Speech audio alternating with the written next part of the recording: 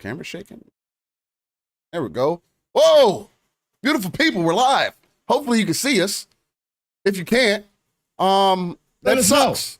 But let us know. Yes, please. Let us know if you can't hear us. I'm pretty sure that you can. Nothing seems like it changed. Everything seems like it's working smoothly. So that's always good to see. I wanted to say shout out to all the amazing people that are here, tuned in, locked in with us this fine morning as we continue to get each other together behind the scenes. So greatly appreciate you guys for being here again this morning. This is Living Splitscreen on your Saturday morning. Again, the non-console-centric platform, taking that RTS approach. If you guys didn't check it out, please, if you can, if you got some time before the show or after the show, check out the little intro video that I did for Living Splitscreen. It's right there on the main channel. It should be the first thing you see. Let me know how you guys feel about it. Is there some more information I should drop in there, Pong, for you too? If there's anything else I need to change, the only thing that I didn't do was, I don't know why I didn't include Pong's name, but it's part of my intro. But I did say that I'm one of the hosts of Living Splitscreen. Because I'm not necessary. That's why. Yes. And Valentone Steel is Manscaped smooth. No, I'm not that smooth. I'll be honest. Not that smooth. Not today yet. I know the beard's looking good. I brushed it out, combed it out. It might be looking all right, but I'm not trimmed up. I'm not lined up. I'm usually looking real proper here, real prim and proper. But everywhere else, sometimes you gotta let the itch, go away. You get that fresh shave feeling that you get. You gotta let it, disappear for a little bit. Use a little bit of shea butter, I should say. Get it right, and try again next time. Don't go against the grain, ladies.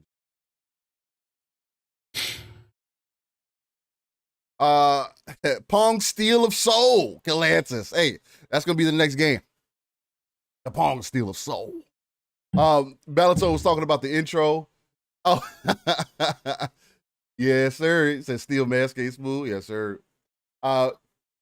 You said you said the voice is Manscaped smooth. Okay, my fault. Appreciate that. Yeah, see, Steel just giving you way too much information on a Saturday morning. See, you didn't need all that. I didn't need it, but I gave it to you. But he was ready to talk about it. I was. You see that? You see that? Because he was watching anime last night. But he's ready. I wasn't, but I should have been. Nick said shea butter when ashy is not classy. Yes, sir. Nick's know about the shea butter. What's going on? Fun speculation says cocoa butter. No, because cocoa butter it depends on what version of it you get, right? If you get the one that comes in like a brown light tan bottle, it's not real lotion, man. Just saying. A lot of the cocoa butter that they say is cocoa butter is not actual lotion. Read them labels, people. Read them labels. Yeah. And you'll see what Steel's talking about. There's a reason why I use shea butter. It's also more of like it's what I also grew up with. Me being a black man, it's just like it works better for my skin, preferably. That I've noticed over the years. I also have some like underlying things that are going on. Like I'm allergic to fucking dust, guys. Like there's just a certain level of things that I try to alleviate, especially with me being the guy that's like, once I sneeze one time, I have to sneeze 15,000 more times. Yeah, that's true. That's true. That's fucking annoying. That's a fact. And guys, Xbox Live has been like, Steel, you gonna die right now? I might, because he can't stop sneezing. Yeah. That's pretty much. I wonder how that shea butter came around though to being racially like, oh, this is what we use. Like I understand because I use shea butter. Yeah, yeah. You know what I'm saying? Like, it's like fantastic. It's one of the best things you can use for anybody's skin. Yeah, it's one of those things. I don't know. Yeah, as long as you don't have oily skin. If you have oily skin, shea butter's not good. Yeah, if you got oily skin, shea butter's gonna make it. It's gonna clog up the pores and make it a lot worse. Yeah, you don't want that. But no, I think how it became more like racially aligned because I guess it goes more so back to the roots, at least how I was explained. A lot of our African ancestors use the natural things that shea butter is supposed to be one of the natural resources that they had in Africa. So that's what they were using. So that's what I at least know. But I was also raised in was in Yoruba. So it was like there's a lot of other things that were going on behind the scenes. That I was just curious, was it like location based? Like, didn't they have shea butter elsewhere? Like, was that just Yeah, that's what I was curious about. Just because there's also different qualities of shea butter, different types. So you can get stuff that glazed chips chocolate. What are we talking about in chat? We're talking about those things that make you go, No, we're doing the Arsenio Hall this morning. That's what we're doing. No, it does. But yeah, no, I was just curious about that. But yeah, this has been your skincare with Steel and Pong early Saturday morning. So that's how we starting off the new year. We're a skincare channel now, guys. Right. Hey, shout out to we're a beauty channel. Beauty channel. Tune in on Wednesday when Steel is going to go live with his eyeliner and shadow work. Ooh. That's what he's doing on Wednesday. You know, I got you guys. I got to show you how I keep these lips luxurious, keep the beard looking good. Men's grooming pre-show talk. Yes. Living Splitscreen brought to you by Shea Butter. That's 100%, man. Look, it's good stuff. But yes, ladies and gentlemen, we do have a lot of things to get into today. I know me and Pong were talking about a little bit before we actually went live. Again, we are still behind the scenes, but there's not too much to talk about. But with me and Pong, we always find a way to go for about that time. I know today we are going to be a little bit on the shorter end.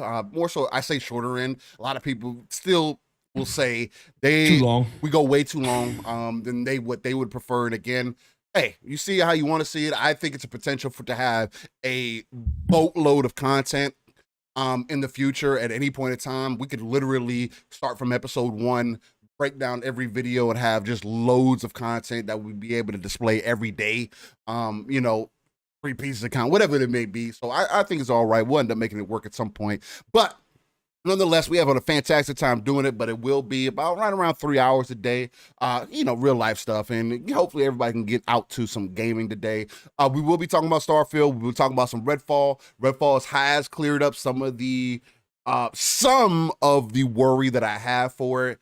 I just hope that it doesn't have that Tiny Tina syndrome towards the end, because again, the biggest reason I say that is because I love the story for Tiny Tina. The moment gameplay, playing through co-op was an amazing experience, but the end game was very lacking.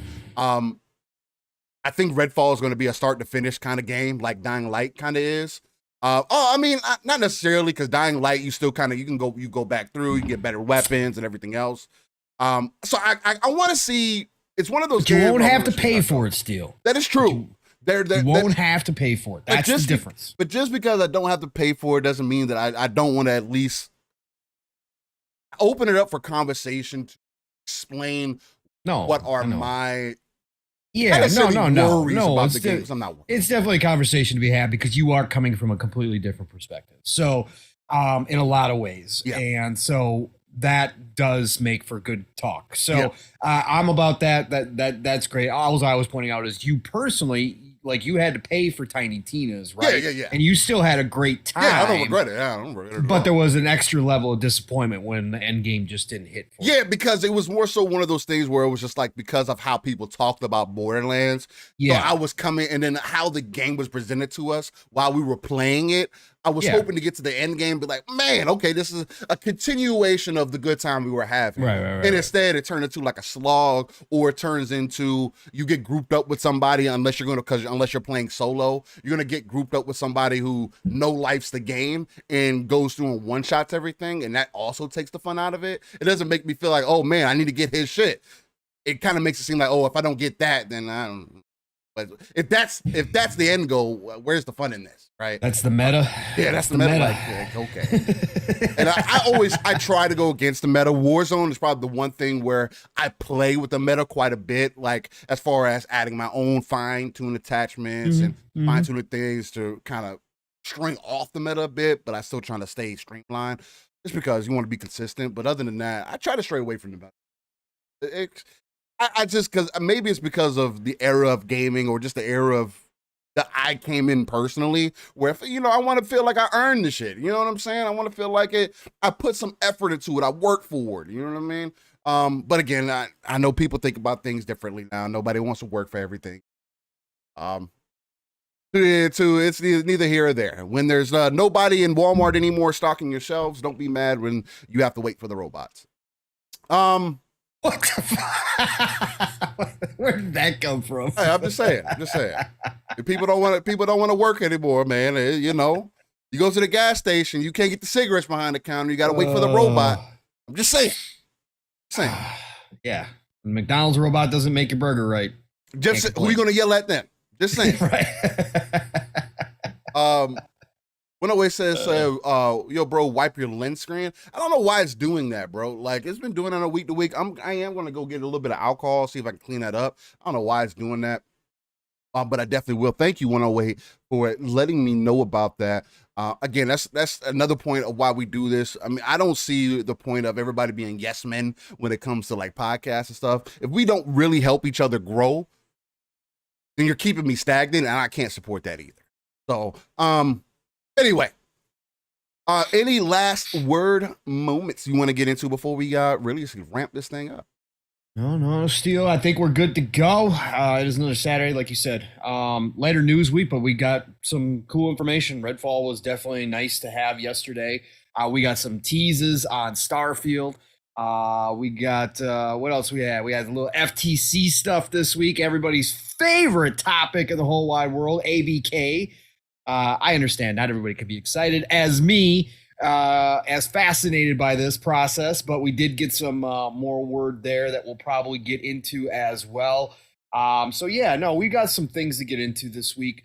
But it's been fun. This has been a hell of a week for me personally. We got 14 inches of snow. Happy New Year on Tuesday and Wednesday. 14 inches in one shot. I have not seen that in at least a few years that we've gotten that much snow. We always get a lot of snow over time up here, but we haven't had a big storm where I'm at in a long time. So that was interesting. Yeah, otherwise, Steel and I are ready to rock and roll. We're going to have a great 3 hours, a little over 3 hours, whatever it winds up being. But buckle up, everybody. The golden age of gaming is here. We got, at the end of the day, Steel and I could just sit here and talk about all the games coming out. Yeah, I mean, like we did last, because there's so much. Definitely. There is so much. It's ridiculous. Yeah, we're gonna have a great time today, Steel. I am excited. I am pumped. The grandbabies are coming over, which we haven't seen them in quite a while, and we missed them for Christmas because the house was sick, the wife was sick, so we didn't get to see the grandbabies. So they're coming over today, and that's what's going on. So we're gonna have a good family day after the show. I hope everybody's had a fantastic New Year start to the new year. And let's get down to business, Steel. Let's get episode, what is this, 86? 86, man. 86 Damn, in the bag. Bro, almost, season 2. Hey, halfway done almost. Almost. Yeah, we are. Yeah, 102 will be our, that will be our second season, end of the second season. 104? Yeah. 104. Sorry. That it will be our the end of the second season and going into our third. Technically going into our third year. End of season 2 will be the end of our the second year of us doing it, right. In season 3, we're gonna have at least 3 new maps. We're gonna introduce a battle pass. Yes. And so you guys get ready. Faster we can get to 1,000 people, the faster it will put that battle pass in play. All right, shit. guys. Here we go. 1, 2, 3.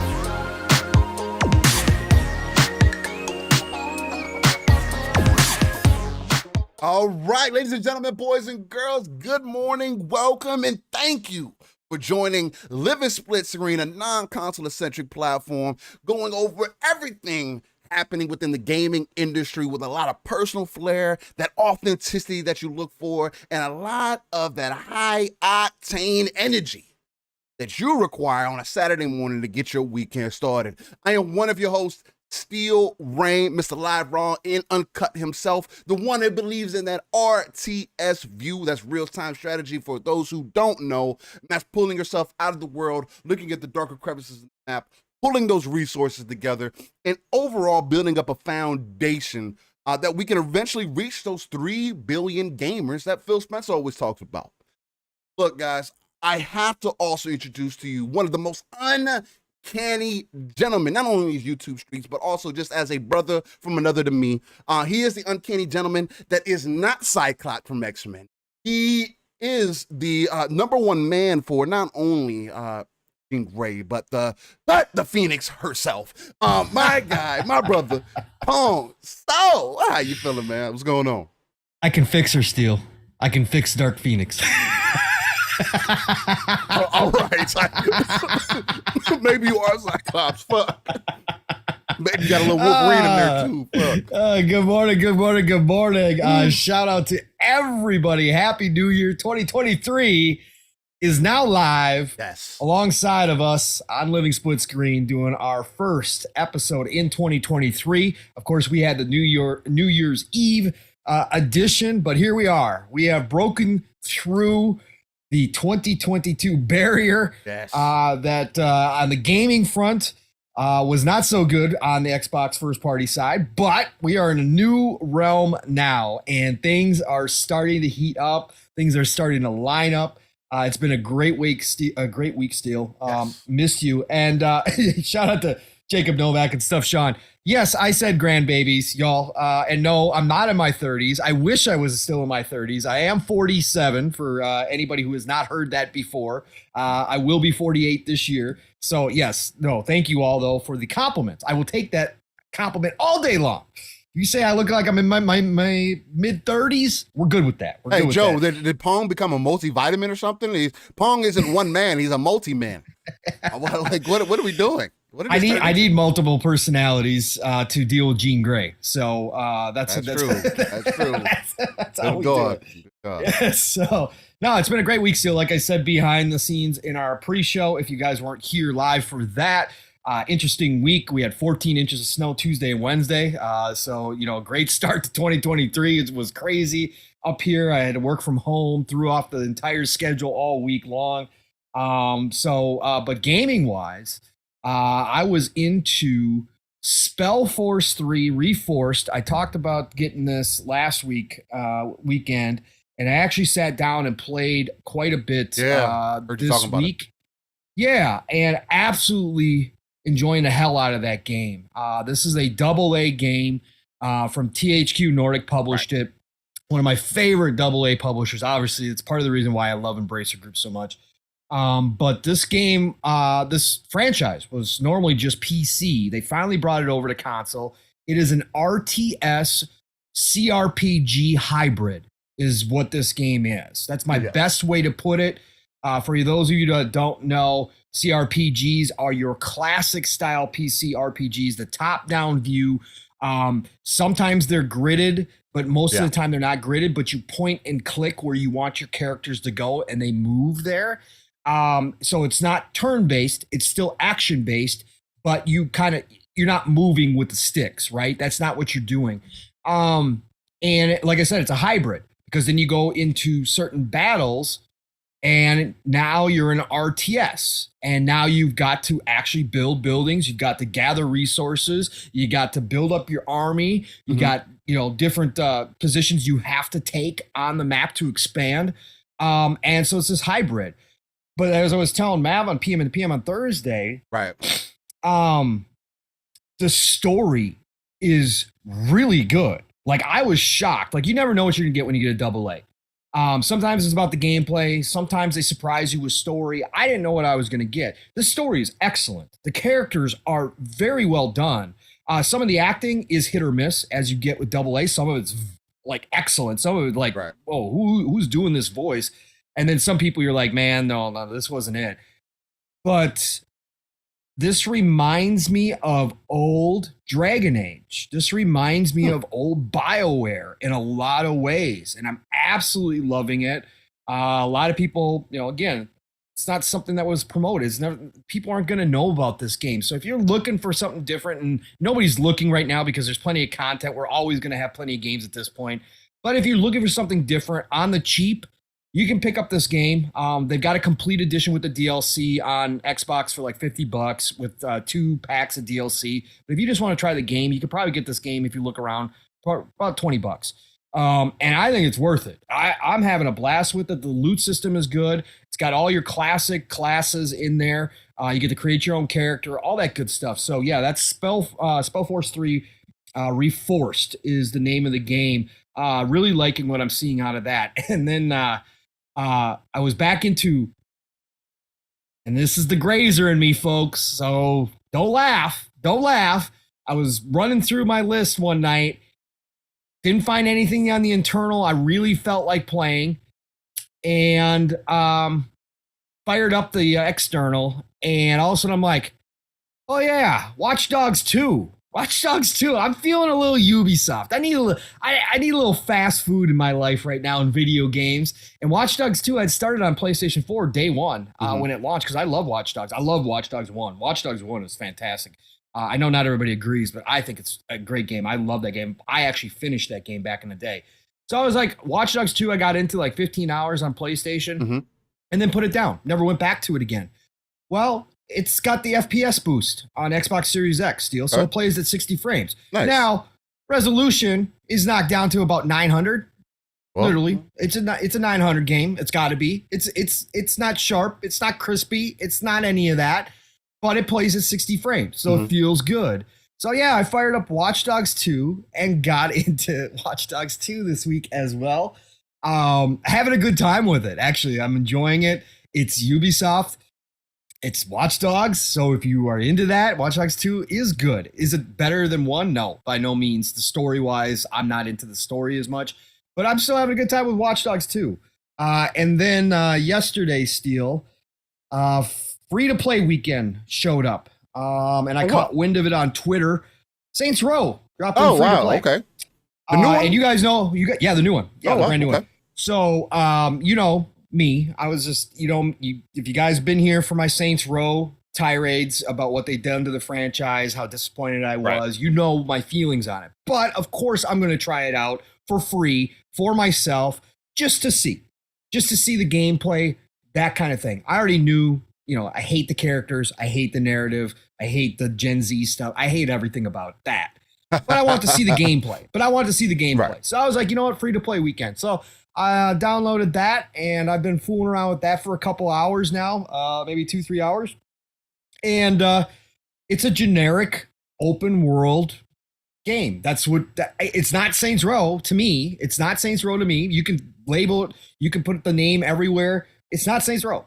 It's a generic open world game that if you like that style of open world, you can have some fun. Physics are terrible. They still haven't fixed a ton of the bugs. I've still already had a bunch of bugs. But it's there. And if this game ever goes on sale for $10-15, I may pick it up just to fool around with it every once in a while. But that's me because, again, even though I have a gazillion big titles that I could play, that's not how I roll sometimes. Sometimes I just like to play these cheesy games. So I skip all the cutscenes. I don't listen to them if I don't have to. Right. And but yeah, I've been trying out Saints Row, and it is what it is. It's like Agents of Mayhem was kind of the spin-off, and everybody said, well, this isn't what I wanted. Right. That's what this Saints Row is to me as well. It's just like, yeah, you could slap any name on here and I'd be like, oh, okay, cool. It's an IP. Sweet. But the game itself is fine. It plays similar to the old Saints Row, but anybody that was trying to claim that this was like a current gen version of Saints Row or that it looks so great was lying in my eyes. They downgraded the customer the character customization. Really? They downgraded they talked about that was their big thing. Yeah, like, I thought it was vast. We're bringing back the creation. It's going to be more it looks freaking horrible. The character models look almost worse than Saints Row 3 does. And because I've gone back and played Saints Row 3 Remastered now, it almost looks worse. And in a lot of ways, they do look worse and give you less options than Saints Row 3 did. Right. So that right away, I was like, are you kidding me right now? You guys, you try to pump this up as something like some big leap? No, man, this ain't no leap. But otherwise, again, I still play these types of games. I still play AA games that other people throw to the side and say it's not worth my time. I still get enjoyment out of them. And I'll say running around this world and doing, crimes and all that kind of stuff, it's still fun. I still have a good time with it. Okay, so nice. Yeah. Steel, what about you, brother? What have you been doing this week? I know a couple things you've been doing. Yeah, just a couple. But I mean, ladies and gentlemen, let us know what you've been into this week. Also, what kind of games? I see you guys kind of chopping it up and chatting about that currently. I know Nick's was like, "Hey, I'll probably dive back into Division 2 when it hits Steam next week." I don't know how I missed that one. I didn't know Division was coming to Steam next week. Excuse me, but hey, there's a lot of content to be had there in the Division 2. I don't know if it's enough to pull me back in. Again, multiplayer and PvP is what gets me a lot of the time. And knowing I have to do the amount of grinding I need to do to be on a level that a lot of those people who are running around in those modes is that can be kind of frustrating in some moments. But overall, if it's just you, you're running through the game, you haven't ran through it yet, and even if you got a buddy with you, you're gonna get at least 100-hour experience. I'll never take anything away from the Division, everything that it's given me. But for me, I've been into a couple things, man. One thing that I've been into, I jumped into some Solstice, which is an action RPG game, basically. Third person hack and slash type. It reminds me more of the like an older Devil May Cry, like Devil May Cry 2, or there's another game that I compared it to. I can't think right now. I don't know why. Just but either Bayonetta? way. No, not necessarily Bayonetta. No. No, not in that, because even Bayonetta 2, they still had more of the. I think even Bayonetta did better than Devil May Cry did during its time, at least camera wise, in the way that they presented the combat. Devil May Cry 2 or Resident Evil 2, I think, where they had the camera change depending on where you are at on the level, right? So if you go into a hallway, the camera would change it to, you just see this hallway, you're walking down it. The old tank controls, right? Is what It's similar to that, but it's not tank control-ish. It's just so you can't control the camera at all in this game. No, you can't. You can control it when you actually get into combat. Okay. But when you're just running around, it's fixed. Instant, the camera is fixed. Like you can adjust it left to right to look like a little left and a little right. Yeah. But other than that, it's basically presented to you like, so for an example, if you're going through, like let's say we're going through a tunnel, it makes your character appear smaller. Right. And then it adds more depth to the world, right? Sure. The way they present it is really great. I like it. I know there was a lot of reviews that went on this. The game's aesthetic it's bland, it's boring. Okay. One, did you guys not play the fucking game?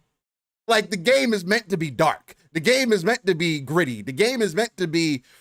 There's even some nudity in here. A little bit, light nudity. There's some boobies, some small boobies, but they're in there.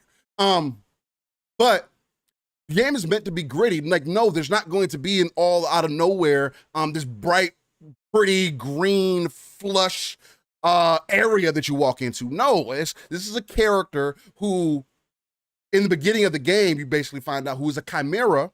And in this version of the chimera, her and her sister's soul, her sister died so that she can use her soul to combine with her sister's, which is why they're chimera now. So her sister's essentially, the younger sister's essentially a ghost. The older sister has now these newer abilities because when they were younger, they got attacked by a ghost. That's all I'm going to say about the story. Well, a wraith, I should say, because it's not a ghost. It's a lot deeper than that. But essentially, it's a really dope game. It is more so. I know Pong asked me behind the scenes, hey, does it have like a Souls-like kind of thing to it? Not per se, but it does have that old game mechanic to where, again, this is why I say it's like games of that ilk, that DMC2 and Resident Evil 2, to where if you died, you're going back to your last checkpoint, right? And that's how those games were. Everything that you did before you died, you got to go do again. Okay. You know what I'm saying? That's essentially how it's set up. I am also playing on the harder difficulty. This is the first time I ran into a wall last night because the game does try to present so. The game has a lot of good things working for it, but I also think that things could have been done a little bit better. And maybe it's just me, the way that I'm playing, but I play claw with my controller so I can have full control of my stick at all times and whatever. That's my biggest reason for it.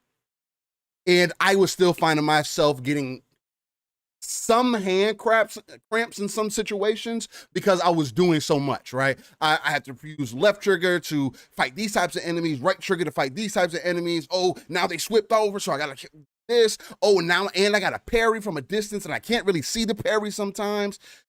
There are little things that throw it off for you. It's a double-A game. This game was made by, I wanted to make sure to get it right. The publisher was Modus, and the developer was Reply Game Studios. They're not really known for too many big games, at least that I know of. They go back to Joe Dever's Lone Wolf in 2013, and then Thesis was another one in 2017 that they did. Modus Games, the publisher, they publish games like Chris Tales, In Sound Mind, Rustler, things of that nature. So they have put out some quality games, but you could definitely tell that if this game gets a second iteration, I think that they will have a prime opportunity to really jump this game to the next level. Now, again, I'm maybe halfway through this game at this point. I have about 10 hours into it. Overall, it's different. I was looking for, because I went back to Devil May Cry 5 too. I played a little bit of the beginning of that. Was getting back into the motion of that and everything. But then Solstice was another one of those games that me and Pong had talked about on this show that I was interested in, and I never had a chance to jump into. I saw it, grabbed it, downloaded it, and I'm having a good time with it, man. It's different, especially for a double A game that I wasn't. Story, I personally think is awesome. The way they tread that light and dark kind of conversation, they don't shy away from it. They also, the way they present the evil, I guess you could say, is also pretty dope. Especially how it ties into with the main character. It's not like Dante where you kind of find out that, oh, he has devil trigger out of nowhere. Or he had that innate ability just to so happen. This is more like you have a true understanding why she's like this, and it opens some questions up for you where you're like, okay, so what else happens? Because it opens up more of the story, which is why I'm also trying to be careful how much I give, because it does open up more of the story as you progress. Like midway through the game, that's when you find out that, oh, they got attacked by wraiths when they were. I mean, of course, they hint at that when they hint at it, but they don't directly tell you, hey, this is what happens. Right. So other than that, that's been one of my main things. I also had Steel Rising on the side that I want to go through. So I got that as my next one. But third person Call of Duty Warzone 2.0 has been my thing. They updated again this week to where they took out trios and now they only have duos, which is, it's okay for me. But again, I don't know what's going on. I mean, of course we do. We talk about it here all the time with Activision Blizzard and everything they got going on. But for as much talent as they have working on this game, at some point, when do you say, hey, let's stop taking things out and let's just make sure that the core game is working as we intended, right? Whereas if it's hit detection, if it's people lagging out of the game, if it's things to this nature, cheaters, things to that nature that are much more important than you saying, hey, well, we're going to take out a trio mode, but we're going to keep everything for your first person modes. It's just like, why don't you just give modes for everybody to play in? And if you're either going to find whether they're playing in those circles or not. And if they're not, then at least give us some statistics on why you're removing modes out, right? Because to be quite frank with you guys, I know I was thinking that they took out third person because there wasn't a lot of people playing it. When they're finding matches in less than 10 seconds, faster than any other game that's currently out on the market, I don't know what's really. There has to be something else behind it. I don't know. It's an issue for me. I have a slight issue with Activision. That's the worst thing about this Call of Duty this year. That they're more focused on taking things out of the game versus adjusting the game to whatever their vision is. Right? That's more so an afterthought versus, oh, we're going to take these things out to make some of our base mad for whatever reason. I don't know. Maybe it's just me. So I don't get that concept. I don't know, man. It seems like, and that's why it's great for us to have this platform, because I just don't think that there's enough people in these board meetings or people that are on hand that know what the gamers want. right? They're trying to appeal more so to what's going to bring them in more money. How can we get more people? How can we get more attention? And I understand Call of Duty has been traditionally more so a first-person game. I get it. Modern Warfare 2, though, had a third-person mode from the beginning, right? Mm-hmm. It wasn't something they added in. It was just part of the game, which is why it was great that they kept it when they remade this Modern Warfare. It's just, I don't know. You could tell that Activision is kind of like in this limbo state. That feels like sometimes. I gotta believe, Steel, in at this day and age, maybe not back in the day, but this day and age, the analytics that they have internally is off the charts, right? It has to be, yeah. It has to be. And so even though you're finding a match very quickly, the amount of server space that the third person is taking up could be quite small, right? Yeah, you know what I'm saying? They could limit the server space. That's why you're always finding matches, because they've got it down to a science. And they know how much space they need, so they don't have people waiting. But I gotta believe internally, Steel, that if like there was a big enough, like not even a majority, but let's just say, 25, 30% of people were playing third person, that it would be a higher priority for them than otherwise. But I think the other thing that though, Pong, is like, even if that was the case, right? It's like that still doesn't necessarily make sense to me, because the reason why they keep removing it is because people are complaining about it. People do not want to adjust. That's the majority of what the issue is right now. People are refusing. Like, I hear it every day that I play the game. Oh, this is third person. I didn't know I even jumped into third person. Oh, no, who wants to play Call of Duty in third person? This isn't, nobody wants to play this. I hear this all the time, and then when I do research on it, I look it up. This is what people are saying. Oh, Call of Duty's first person. Why are we playing third? People are cheating, and it's like, this is how third person combat works, though. Like, nobody's cheating. You have more of your camera to use. That's just how that works. And I know Lord Master Jasper was saying, hey, they rotate modes just to make it feel fresh. Well, then rotate single player. Then rotate. Not single player, but rotate first person then too. There's not rotate. It's not because of rotate. You can add modes to rotate them. Like, prime example. First person Warzone could be dropped down. It could be a menu of first, second, and third in one section. Third person could be the same thing. One section. Solo, duo, trio, all one section. Then you could add an addition. That has nothing to do with your additional modes. Those are two separate modes within themselves that have different party sizes. You wanting to bring different modes in to make it feel fresh, bring in a completely different mode then, like you did with Mini Battle Royale, which is dope, because you literally put us in like a third circle situation, make things like tighter. You brought in the card thing for multiplayer. I think they see third person as an alternative mode.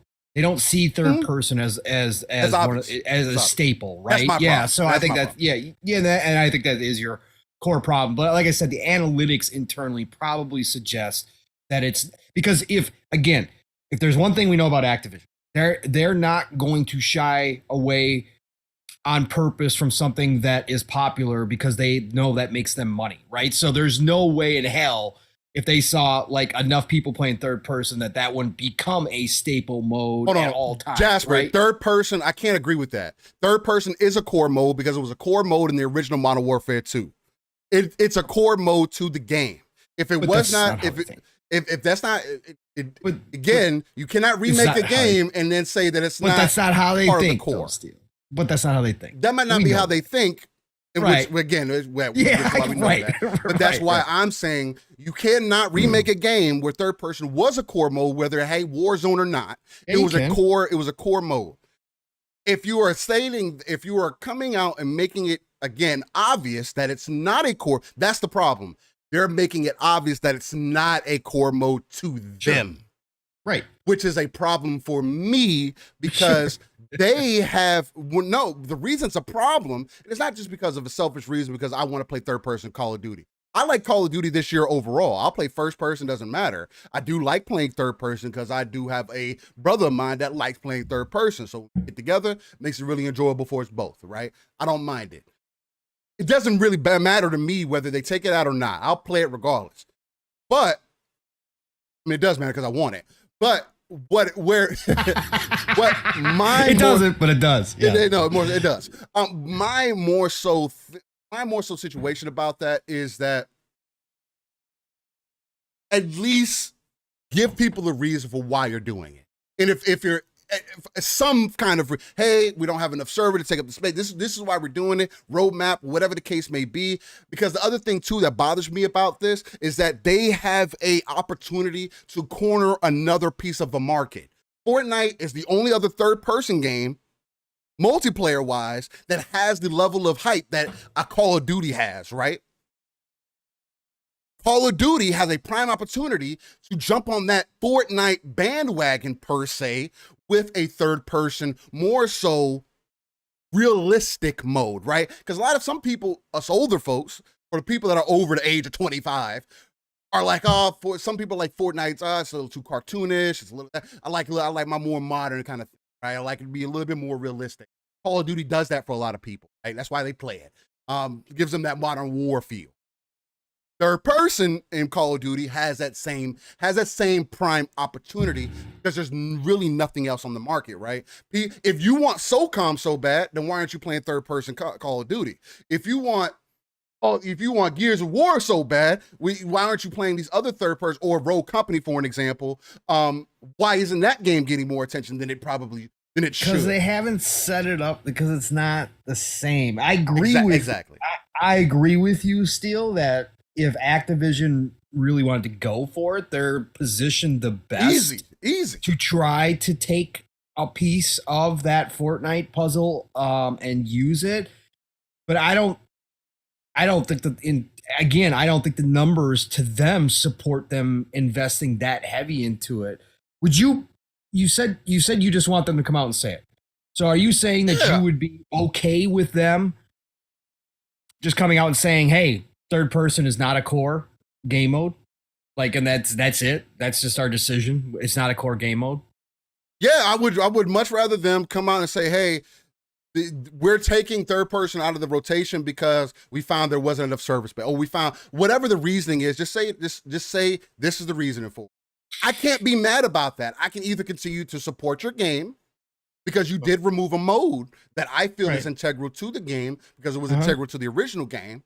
Or I can continue to play the game as is. But aren't you doing that anyways without them coming out and saying anything? No, because you stopped playing Modern Warfare when they took it. I did. Right. And now you're back. Now I'm back. That's true. But between that time, I was still playing solos by myself. I was still playing multiplayer off and on.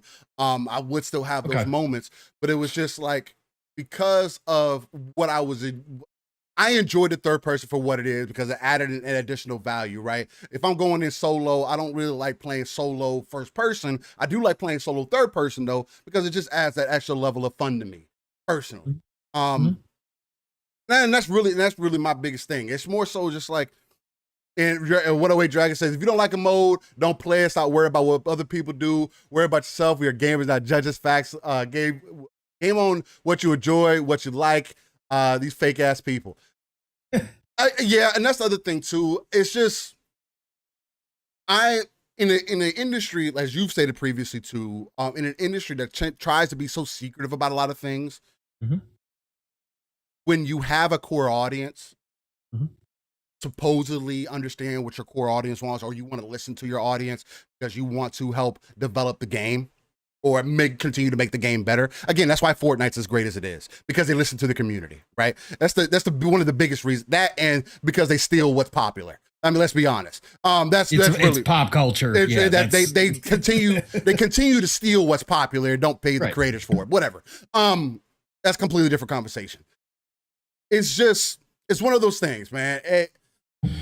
I'd rather you be forthright, because then I have less. I can still be frustrated. I can still be upset or whatever. But at least I have a base. Yeah. I at least have a basis of understanding why you did that. Now I cannot agree with it.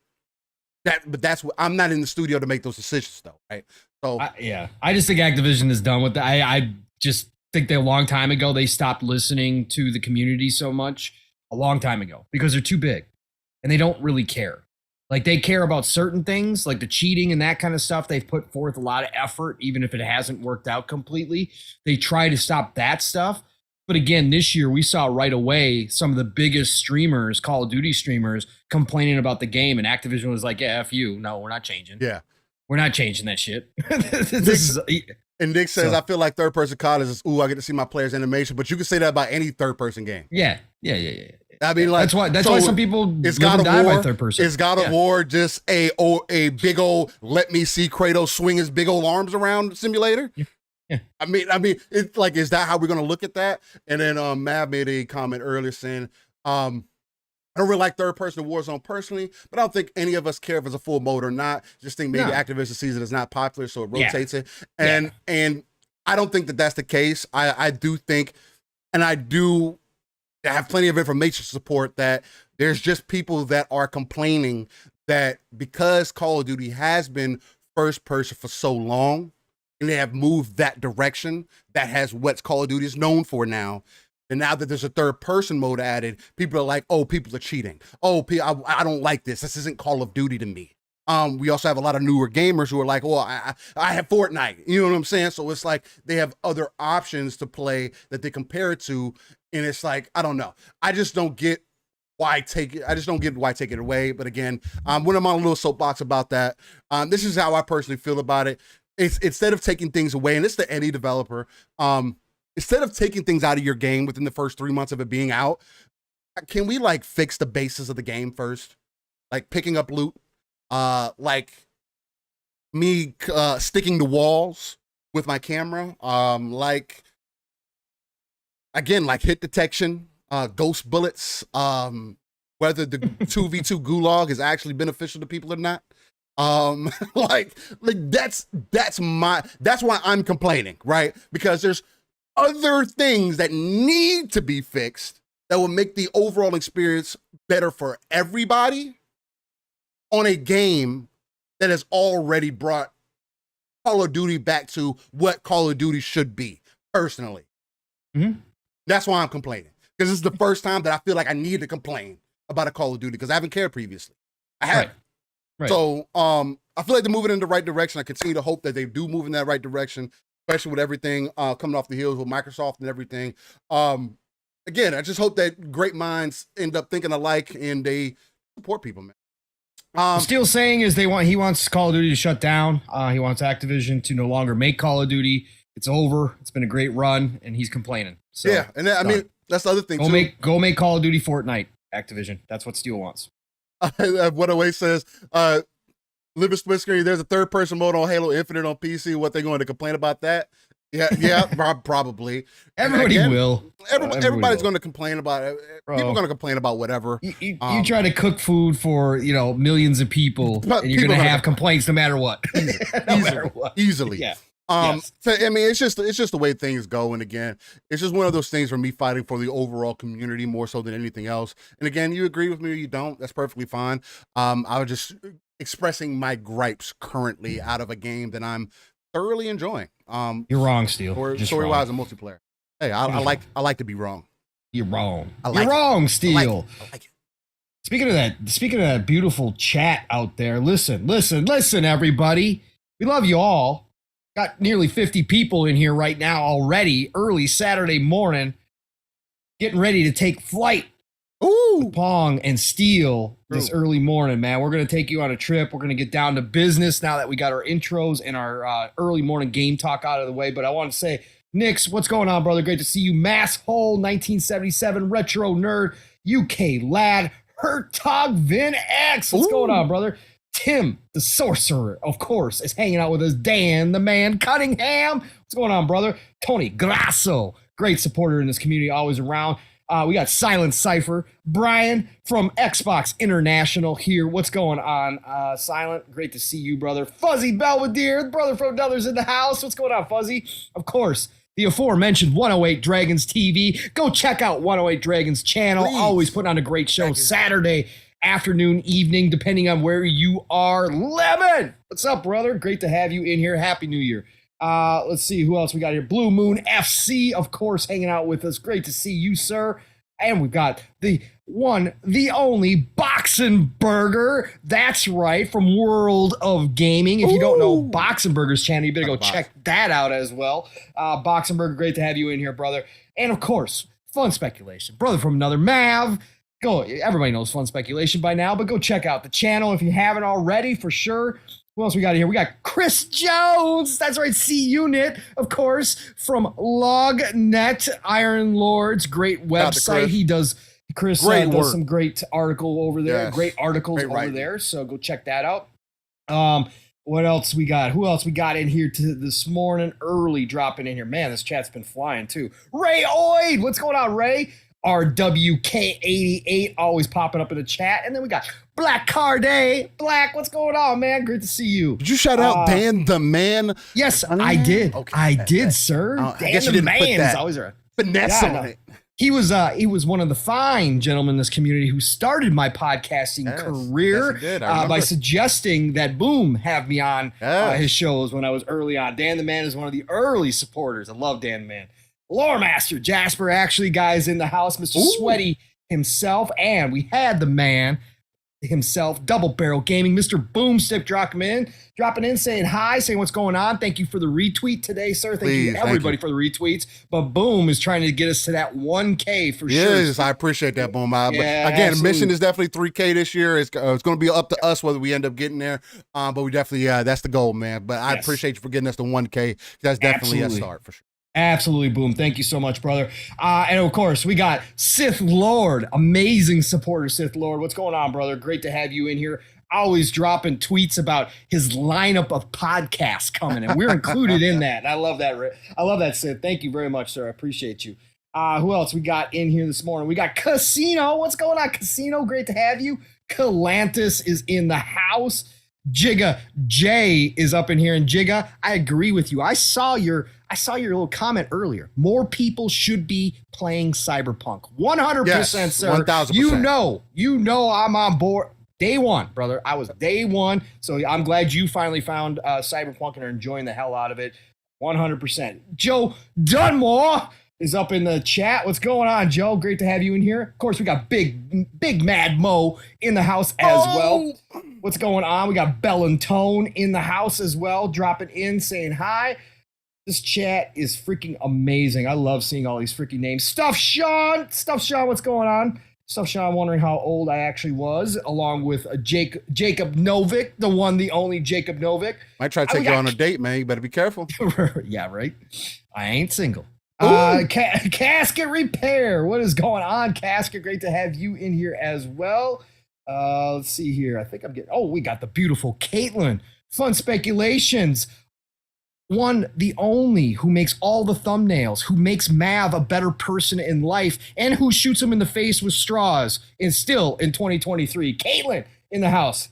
Great to see you, Caitlin. Joe Dunmore. What's going on, man? How you feeling? I just did that one. I had to do it again. He said, "Still, how do you feel?" I had to throw it back. Country Gentleman, great to have you in here again. That man is just amazing in this community. Yes, very generous.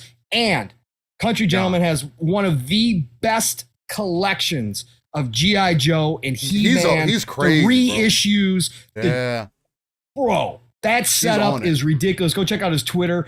Same Country Gentleman. He's got pictures all the time of the new figures that he's got in. He has everything. It is crazy. It is awesome.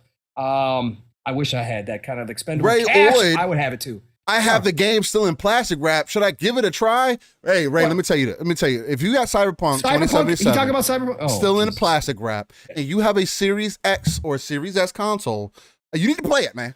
If you like first-person games with a good story, I think. Hey, again, I'm the guy who will stand out on this ledge. I don't care what anybody tells me. Oh, you got to play the game to completion. I think Cyberpunk 2077 is a better game than Witcher 3 will ever be. Oh. Let's go. That's a personal opinion. No, I definitely don't deny that. But yeah, go try it out, Ray, and see if it's for you, because I think you will get sucked into that world. It is an amazing experience. It really is, and it gets better as you go. Like, it is better and better and better and better. I think there's something for everybody to find in that world and discover. The world's beautiful. There's no doubt about it. That city is. I like it is absolutely. Night City is absolutely amazing. Siki, what's going on, brother? Great to have you in here as well. Who else? Anybody else I'm missing on here? I think I got like most of the list. The Fifth Horseman V was in here very early.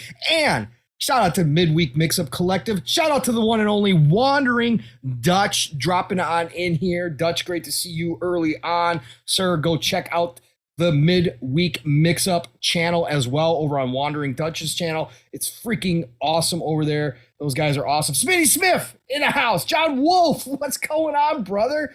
Gerald Mack showing on up with Gerald. Great supporter as well. Gerald, great to see you. East Texas Alex, what's going on, man? It's been a while since I've seen your name, I think.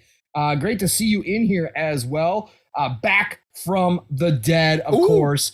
Woo! Back. Running with those Iron Lords. Destiny 2, that's what Back's all about. I think that he lives in Destiny 2 at this point. No, I see him playing other games too, but shout out to Back. Oh, yeah, 100%. But no, thank you all, chat. And if you're listening to us in the future, and I can't shout out your name in the future because I don't have that good a crystal ball. I might be the mayor of Speculation Town, but I can't see who's watching us in the future. But if you are, shout out to you too. Appreciate you. Me and Steel love you. And nothing but respect for everybody that comes by and supports us any which way. All right, 1,000%. 1,000%. Well, with that, I guess, it is time to get into some of these upcoming games, huh? We got some things coming this week, guys. It's not a whole lot, but it's at least a little bit of something. I think there may be some people interested in a couple of these games. We did say a couple of them last week that were potentially interesting, but it's not bad to start off the beginning of January. So, Pong, if you're ready, I will go ahead and start. I am, sir. So we are doing the week of, let's see here, the 9th. January 9th. This is crazy that we're already here. I can't believe I'm saying January. All right, let's go. So we're going to start off this week on the 11th of January, coming to PlayStation 5, Xbox Series consoles, PlayStation 4, Xbox One, Switch, and PC. We've got Children of Silent Town, developed by Elf Games, published by Daedalic Entertainment. This is a puzzle game, a new puzzle game coming that I have seen nothing on whatsoever, so I have no idea what this is going to be like, but it's coming to everything. And if you're into puzzlers, this might be right up your alley. Start 2023 with a new puzzler. Let's see here. January 11th also sees Kart Rider Drift coming to PC, iOS, and Android. No console releases that I'm seeing here, but Kart Rider Drift, developed and published by Nexon. Looks like it's all it's like to be announced for PlayStation 5 and that's Xbox what it says. console. Yes, to be TBA. It is obviously a racing game. If you guys didn't know, It could be the next Mario Kart. It could be. You never know. Nobody saw Apex coming. It is Nexon though. It is Nexon. They got a slew of games coming this year. So yes, they do. And then on the 12th, coming to Switch and coming to PC, we've got Lone Ruin coming out. This is, developed by Cuddle Monster Games, published by Super Rare Originals. And this is a action game coming out. Oh, wow. Okay. Love the colors that they use. I love the hot pink on the blue. I think the fuchsia on the blue, if you want to call it that. Looks gorgeous. So that is coming out this week. And then on the 12th, we also have Vengeful Guardian Moonrider coming to PlayStation 5, PlayStation 4, Switch, and PC. So we've got an Xbox skip on this game. Of course we do.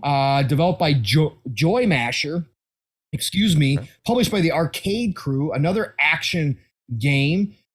This is a retro action throwback by the maker of Blazing Chrome. Now, I do remember Blazing Chrome was a smaller title, indie title that came out. It looks like they've taken a little bit of a leap here.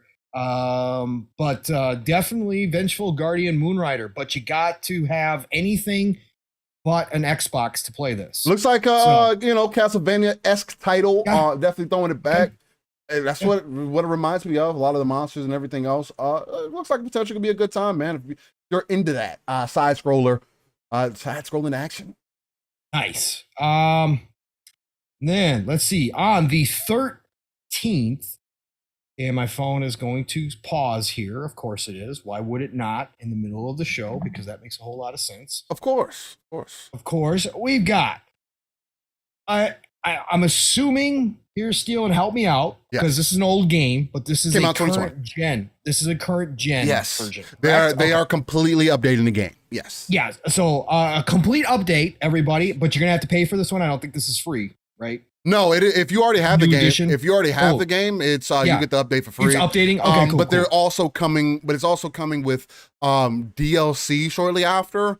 So they're going to another year. They're coming with more content this year. Okay, and since I haven't said the name yet, but Steel's got it up on the screen, Dragon Ball Z. Is it Kakarot? It's Kakarot. Kakarot. See, yeah, that's why I got you here. Dragon Ball Z Kakarot, getting that current gen feel, like Steel just said. Again, this game came out in 2020. Steel, do you like this one or no? This is the one Dragon Ball game that I have not put my hands on yet. Because I couldn't remember. I know you put a because from what I remember, it was retracing a lot of the story that I'm already familiar with.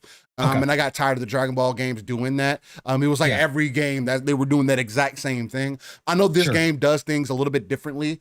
And the way that they present it is a little bit different. So I've been debating on jumping in it because, again, I'll be the first one to admit Dragon Ball is always going to be and forever will be like a classic. It's kind of how you see like Robotech, Pong, where that's like the epitome of your childhood, right? Or your younger years. Dragon Ball is literally that for me because I came up with it, right? The Dragon Ball manga anime with young Goku came out in like 80, 88, 89, something maybe before that. Before that, I think it was. I've been following it since that point. So it's kind of one of those things where it's easy for Dragon Ball. Right. Awesome. So that is coming. And then also on the 13th, now this one, man, this could be a sleeper JRPG. There's a demo coming for it, Pong. Is there? Yes. Oh, goody. They announced the demo. Awesome. I did not know they announced the demo. I will be downloading this and trying it.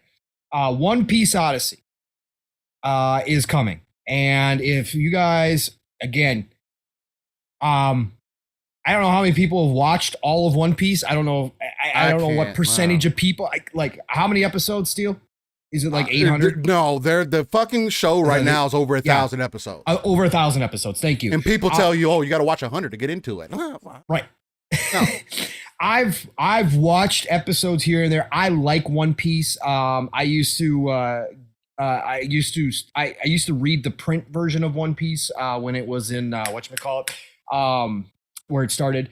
So I like One Piece. I've probably seen 30, 40 episodes, and every episode I enjoy. I like Luffy. I think Luffy is freaking awesome. I've played their fighting games. I've played their Musu style games. I enjoy the One Piece universe. I think it's interesting, and I don't know. It just appeals to me.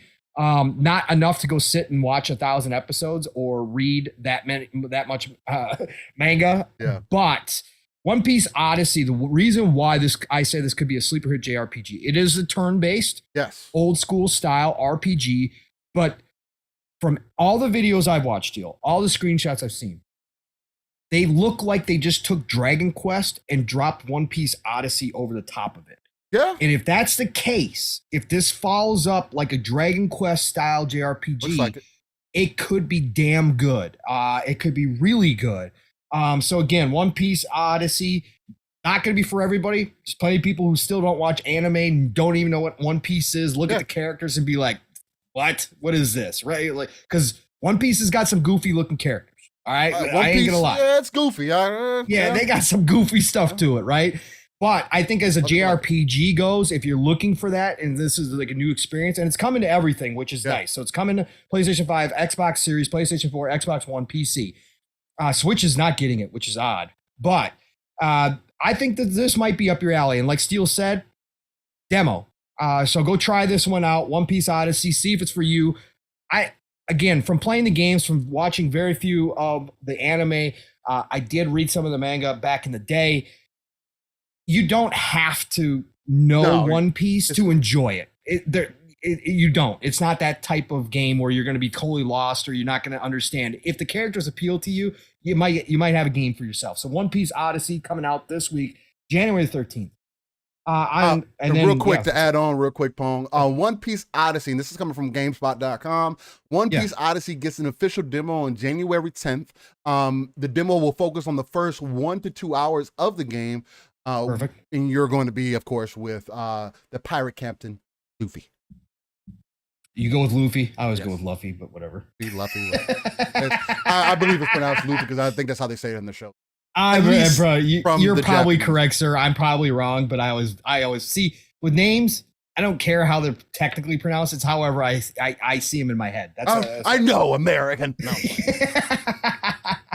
And that is it for this week. Oh, nice. Hey, okay. Yeah. One Piece honestly looks like to be the thing to kick off that week, right? Really was. And we still haven't gotten a Game Pass announcement for this month. Mortal Shell just redropped into Game Pass this week. Mortal Shell being a Souls-like game, but they've actually added, they did an update. This is a complete edition now. Oh, wow. They've actually added a roguelike version within this game, a new mode to this game. Yes. So I'm thinking about, I tried it and I actually didn't mind it as a Souls game goes. Again, it's supposed to be more like Souls light. Per se. Correct. It is that. The atmosphere is super cool. Yeah. Graphics look really good at points on the series consoles. So I might drop back into it to check out this new roguelike mode. Interesting. Yeah, it is interesting. But we haven't. They also dropped in oh shoot, what did they drop in earlier this week? Deep what's the survival game? Deep water? No. That's the movie where you gotta survive. Deep Blue Sea? Yeah, Deep Blue Sea. No, not that one either. God dang it. It's a survival game that you've seen nonstop in the store. It's been on sale a ton. It came out, I think, last year or late in 2021. But that dropped in out of the blue. No announcements, no nothing. It just became available. Stranded Deep? Stranded Deep. Thank you very much. Stranded Deep. I did download that and popped it on for 30 minutes the other night because I always looked at it. And like I said, survival games are always hit and miss with me, but some of them I really enjoy. And this one just always interests me because of the idea you're stranded on an island. But I popped it in. It's 30 frames. Oh, my God. Yeah, it's 30 frames. It's not good looking. It's not like, oh my God, stunning graphics. So I'm going to put up with the 30.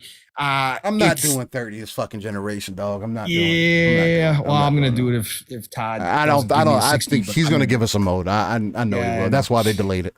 But Stranded Deep also dropped in. So what I was saying is we don't have any information on what exactly is coming to Game Pass. We know obviously that the Personas are coming in a couple weeks. That Monster Hunter Rise is coming as well. And we're getting what else are we getting? We getting something else. Age of Empires 2. Oh, this week? Age of Empires 2? But this month, not this week. No, Age of Empires 2, yes, that will be on there on the 31st. Right at the end of the month. So we are getting some more games, but just no news yet. And I don't know why. That could be it, man. I mean, that could be all that we're going to end up getting coming into Game Pass. It could be, but we still haven't an official announcement. No, we haven't. Which is weird but at this point. Yeah. We're at the 7th. We're at the 7th. They're back. They're back from vacation. Everybody's back in the office. We saw the Microsoft people posting this week. The Xbox people were posting on Twitter. So the fact that we don't have a Game Pass announcement is strange. I wonder if they're still working out the Hot Wheels thing that was supposed to be in December. That's still not in there, right? That's not in there. Nope. So maybe they're working out that hit, but I would still. Maybe they pulled the bat because they have Hot Wheels and Forza right now. Like maybe they pulled the bat. I mean, again, I've played both games, so it's like it's completely different. It's completely different game. It plays completely, feels completely different. Looks, it looks fucking just as good, but for toy cars, right? But I mean, that could be part of the reason. Maybe there's no rush. I don't know. But I don't know. I still think you should post the games that you have, and then if you're going to add one or two, like Warhammer Darktide, we don't know when that's they've been posting on Twitter. They posted some cryptic stuff yesterday. That didn't give any hints as to whether it's an expansion or whether this might be the introduction to the console version. Hopefully it's the introduction to the console version, because I mean, honestly, I have it downloaded and I played like the first hour of the game and it's cool, but I think it'll be better in co-op. It's not a game that I'd play by myself. I don't get it. Not necessarily that I don't get it, but I don't see the enjoyment out of it or the want to play it solo. But I can see where it's at in co-op, because it definitely has a huge focus on it. Right. Absolutely. So that's this week, upcoming games this week. We have wrapped that up and we are all set to go. And Lord Roughness, when you says Game Pass announcements, he said, when you say Game Pass announcement, do you mean AAA exclusive dropping in? No, we just mean games overall, because they normally do the announcement, right. Lord Roughness, on Twitter. They usually put out the Xbox post saying, here's your games. They do it. And Steel and I had this conversation back. They started doing half and half. They usually do the first half of the month, and the second half of the month is what they normally do. We haven't gotten that post saying, here's the games coming to PC, coming to console. We have not had that post at all, which is strange, because normally they're on top of it, because they came out, Megan McGame Pass came out at the end of December, or towards the end of December, and said, hey, no more Game Pass announcements. We'll be back shortly. And everybody was expecting them to come out at the beginning of January and say, here's the games you're going to be playing. And then, like I said, Stranded Deep dropped in there, and now Mortal Shell dropped back in there, and we had no clue that they were dropping in there because they never made a post about it. So that's what's a little odd right now with their announcements. So that's all I was pointing out.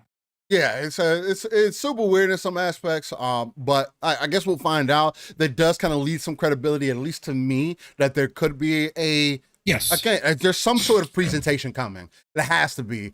When we're getting things that are outside of how they were approaching things normal. And again, it is the beginning of the year. I'm pretty sure they're in studio right now trying to figure out or putting together how they want to overall present the year. Because you still, again, with it being a new year, you still got to show people what they need to be excited for this year. And you can't wait till June to do that. It has to be within these first couple months. Oh, no. It has to be within these first couple months.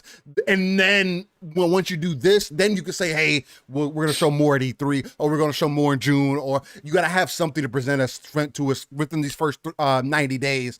So at least we can be excited. And again, they have stuff coming into Game Pass, but it's just the announcements aren't there. It's like, what's going on? Let's talk about that real quick a little bit, Steel, because there's been a little conversation about that this week, obviously. Huh? We started having this conversation after the Video Game Awards, where they didn't show. And then Aaron Greenberg made the tweet saying you won't have to wait long to see what's coming. That's kind of started the ball rolling. But this has kind of continued this week because, we heard about Redfall moving to May, potentially internally by another 6 weeks, moving to May. Last week we heard about that.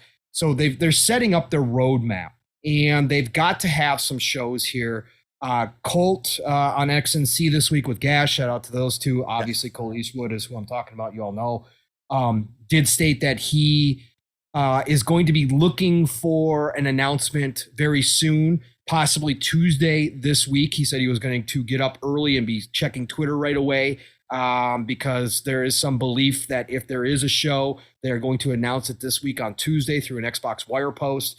So everybody be on the lookout for that. Jez and Rand on the Xbox 2, they've obviously been talking about this as well. Jez had put out his own tweet about Starfield that kind of, said the same thing Colt talked about on XNC about Starfield. But why I bring that up is that yesterday on the Xbox 2, Jez would not elaborate on his reason why he said everything he's hearing about Starfield is lovely. He would not elaborate on it, but he added that you would not have to wait too long to see why he's saying that, which means obviously there is going to be a showcase, he believes, as well. And then it kind of gets into the interesting conversation, Steve. Okay. And we kind of talked about this on Xbox Ultimate last night. And again, Jez and Rand did it yesterday. Jez and Rand both believe that we are now going to get more direct styles, which is something that we've talked about here. We've talked about on other shows that we thought Xbox should do a state of play style show, a direct Nintendo Direct style show They needed to get a couple of those in at least each year to give the games the proper attention that they are due. Those games that are coming out very shortly, they have to get that spotlight. Now, Jez and Rand both said yesterday they actually believe, and again, this is just them talking. It wasn't any information whatsoever. So again, no slothing out there. But Jez and Rand both agreed that they think that now Xbox is actually going to do a spotlight show for each of their big games, their big AAA games. Starfield, Redfall, and Motorsport will each get their own spotlight show. And they believe that's the way that Xbox is going to do things going forward. So, Steel, I wanted to get your opinion on this. I'm taking over hosting duties for a second here. It's supposed to be back and forth. As I know, as I'm wont to do. Yes, I know. This is co-captains at the end of the day. But I want to get your perception on this, Steel. Okay. If because Jez has said that this showcase is not going to be an E3 showcase, which I don't think anybody realistically was expecting at all. We had talked about potentially like an XO size showcase, but Jez has pulled back from that.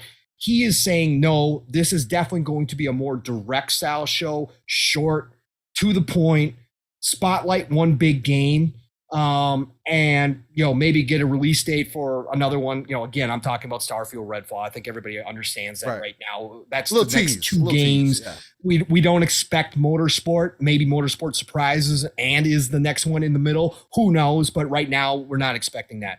So, but he's talking about a smaller, direct style show, some announcements, but very quick and to the point.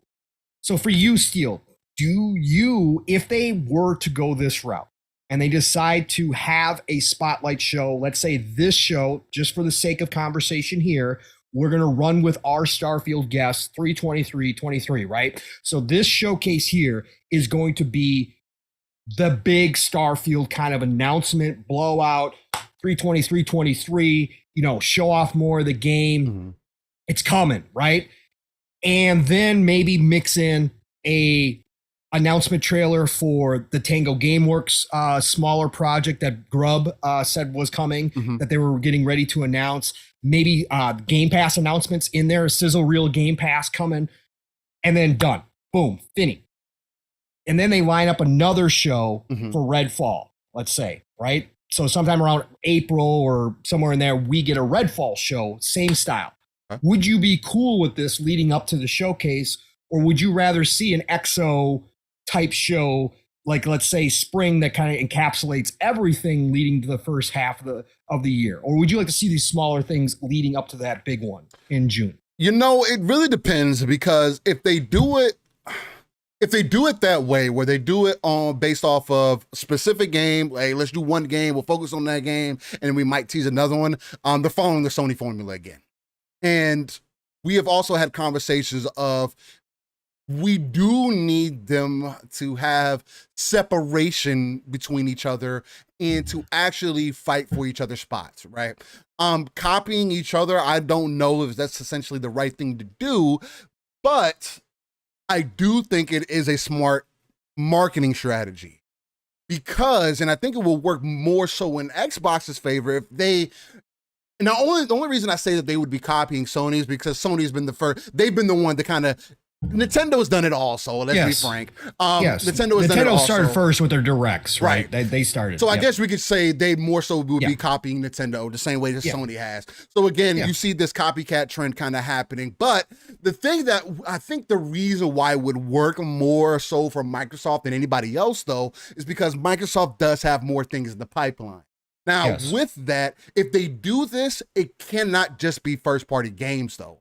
It has to be anything under Microsoft Publishing, because at that would open it up more, right? And at least give more of your games more credence, I should say, and more opportunity for them to be properly represented than they would have otherwise, right? Because we still have that problem too, where games come into Game Pass and it's like, oh, we get that Game Pass announcement and then we don't hear nothing else about it. And it's like, oh, well, what happens to the marketing? What is the point of you putting in the Game Pass if it's not going to be part of a continuous marketing cycle? You know what I mean? Like, I just don't get that. Now, again, I do think it would work for them, and I would be excited to see something like that. But I would still want them to make sure if they do that, because I also understand those things take time. You got to create vertical slices, you got to rate trailers, you got to do all these extra things. You have a lot more people in house now, though, too, that can do that. Yes. So I mean, hey, there's no excuses to be had there. But you cannot take away from doing a proper E3 show or June show, or summer show, whatever you want to call it. You can't take away from doing like an EXO at the end of the year, and also having some form of presentation at the Game Awards also, right? Because at this point, the many eyes are getting on these other shows. You have to make sure that you're going to be present at all these things. And if you're going to take the Nintendo or Sony approach where they don't make themselves known unless it's through third party, second party deals type of thing, then I think it would work to their disadvantage, right? At least in my perspective. But I do think it is smart for them to go along this style because it has worked for Nintendo. It has worked for PlayStation. I do think it will properly work for Microsoft because they have more to offer. It just depends if is this going to be the moment if they do this, or Xbox truly going to reach in that marketing bag and put some people in place to really keep that train afloat, right? Because you got to keep feeding the engine the coal, or whatever type of fluid or type of substance you want to use to make sure to keep that that train moving. But you got to keep it hot because at this point, going into 2023, we're predicting this to be the avalanche year. Right. And if that is the case, you can't have an avalanche, especially in gaming, and then it dies off. Correct. It has to be consistent at this point. Consistency, yes. Because this is what you set yourself up for. This is what you've been pitching Game Pass for, right? Consistency. And it doesn't have to be just first party, but it is going to be about how you present it to the people to let them know that, hey, it's not just about first party. Right? It's about games. We have these games. We're excited to bring these games. We're going to continue to talk about these games because that's what this year is focused on. Yeah. Yeah. No, and I agree with you. And I think that was the key point that I was going to hit on too is consistency. You've got to make this a thing. Like you can't just do it willy-nilly. Like I know Sony gets away with that. I know Nintendo gets away with that. But for Xbox, again, everybody could say, well, it's not fair. You guys always put different expectations on. That's because Xbox has more to prove in that spot. 1,000%. Once we get through this generation, and if this is the start, Steel, and from here on out, Microsoft becomes that consistent content producer that we've always thought they could be. Right. Like, that's it. Every year we come to know that Xbox is going to have 3 to 4 AAAs coming out every single year. Then eventually they're going to earn that same spot as Nintendo and Sony does in that space. They're going to earn that. Like we just know. We just know that this is the way it's going to work. Right. And so what I'm saying is up until that point, though, Xbox has to build that reputation. And the way you do that is through consistency, not just in the content, but in how you are marketing that content as well. Like Cypher said, consistency and communication. Because the one biggest fault that Microsoft also had, or Xbox had, so it's really more so Microsoft now, that they had to their advantage before was customer service, right?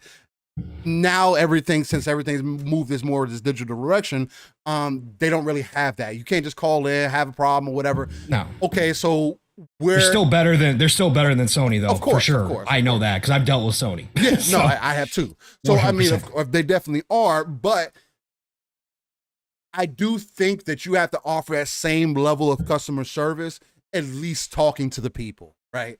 Saying, hey, this is what you can come to expect. Hey, we're not going to be able to hit on these things this year. And again, unfortunately or fortunately, I think it would be Xbox's best play to play into the narrative. Right. As far as everything that they're trying to move into, being consumer facing, the more that they play into that, I think the better off they will be. Although that is also another very big two-sided sword that, depending on which way it's swung, could either chop them off at the neck or it could chop off the competition if they do it right. You got to do it right. Yeah, you know what I'm saying? So it just always depends execution. Execution at the end of the day is key. Exactly. I mean, they got to execute on this, but I think that they are. And again, props off to them. They've done a much better job over the years of being that front-facing company, the one company who does speak out. Right. That's why the VGAs, I think, was so disappointing for so many people, because we didn't get that upfront communication that we've come to kind of expect from Xbox. Like, hey, you know, we all know you're used to seeing us kind of in a big way at the VGAs, especially over the past couple years. This year, you know, not so much this year. Don't expect a whole lot of announcements from us at the VGAs. And again, whether right or wrong, that is an expectation they kind of set for themselves. We appreciate that they've been front facing. We appreciate that they're in the community more than any other company. We said that a gazillion times. But if you guys want to, anybody out there that's still listening to us that has had a problem with not only us here, but other podcasts, Xbox podcasts, you know, general podcasts, criticizing Xbox over their marketing, if they move to this format, Steel, this is why we talked about it so much, people, is because if they move to this format, this is exactly what we've been calling for. We started talking about this on Boom's show 2 years ago after the announcement of ZeniMax acquisition. Like, how are they going to give proper spotlight to all these games when they start dropping? That's why we started talking about that then. And I think it was a fair criticism because Microsoft didn't show the ability. And you can say, I don't care. It's about the games. I don't care where they show them. It's just about dropping the games. You know, Microsoft is good enough at marketing. It doesn't matter. Well, again, to those of us that dive deeper into this industry, that look at more things like, hey, how are they competing with Sony on all aspects, all fronts? How are they competing with Nintendo on all fronts? Marketing is a part of that. And that's why we always made it, this was important, that they figured out a way to be able to show off these games. So if this does come true, if what Jez and Rand were suggesting they thought might happen, if this showcase does happen here this month or early February, where they do this kind of shorter, direct state of place type showcase, then you're going to hear us be happy about this. Because if this is the start of something that they're moving forward with now that they have all this stuff, and again, we're not even talking about after they get ABK. After they get ABK, it gets even more congested as far as content goes and how they're going to show it all off all the time. This is exactly why we talked about it all the time. This is exactly why I said, Microsoft, you got to do better here, because this is exactly what we wanted. And so I'm happy to hear that this might be what they're going to. We'll wait and see. Like Steele and I just both said, consistency and execution are going to be key here, but I think they can do it. And I think it'll be great if we get this showcase and Starfield shows off and they are ready to not give us that announcement, open up pre-orders, you know, all that good stuff that comes along. Maybe a special console is going to be available. They'll get that special edition that we know they're coming with the smartwatch. If they get all that out and then also give us a look at some of the third-party titles that are coming into Game Pass shortly here, and you know, give us a tease of maybe the new Tango Gameworks, which it was Hi-Fi Rush. Thanks to Jacob Novick in the chat, I had forgotten the name. Hi-Fi Rush is supposedly the game from Tango Gameworks. If they give us a glimpse at that, and then maybe, like we talked about at Xbox Ultimate, you end it, Steel, with a tease of Redfall and say, stay tuned. We're going to have more Redfall shortly coming up, you know, with the release date. And then they tease that next show that they're going to do to show off Redfall. Perfect. That will be perfect. But I'm interested to see how it all turns out. Starfield, by the way, we don't have to go into it. Again, Mav and I covered it on PM and the PM. I don't know, Steele, if you had any thoughts about the word this week. Again, no details at all. We're not getting details. Bethesda's on lockdown. Bethesda has... Scalzi came out this week. Shout out to Scalzi on Twitter too, by the way. Love the dude. I didn't see his post, but I saw some. Yeah, his post. He was talking about Bethesda really has cracked down on leaks. They are over it. Yeah, they are on playing. lockdown. Todd's not playing. They are on lockdown mode. His point was, I don't know how people are getting this information because it ain't coming from the QA testers. My comeback to Scalzi is, listen, they're a part of Microsoft now. If you're telling me that nobody in Microsoft has people playing Starfield right now, you're crazy. It's not just going to be in QA. It's going to be in Microsoft. Phil's got a copy. Greenberg's probably got a copy. Listen, they're playing Starfield outside of the QA team right now. But we did get some, again, and I trust Colt. He doesn't usually come out and say stuff. He doesn't. Regardless of how you feel about Colt, he would. I mean, again, that's up to you. If you don't value it, then you can ignore what we're going to say right here. But that's up to you. Right. But now between him and Jez, just both insinuating that they've talked to people who have played the game. The final copy is probably out there.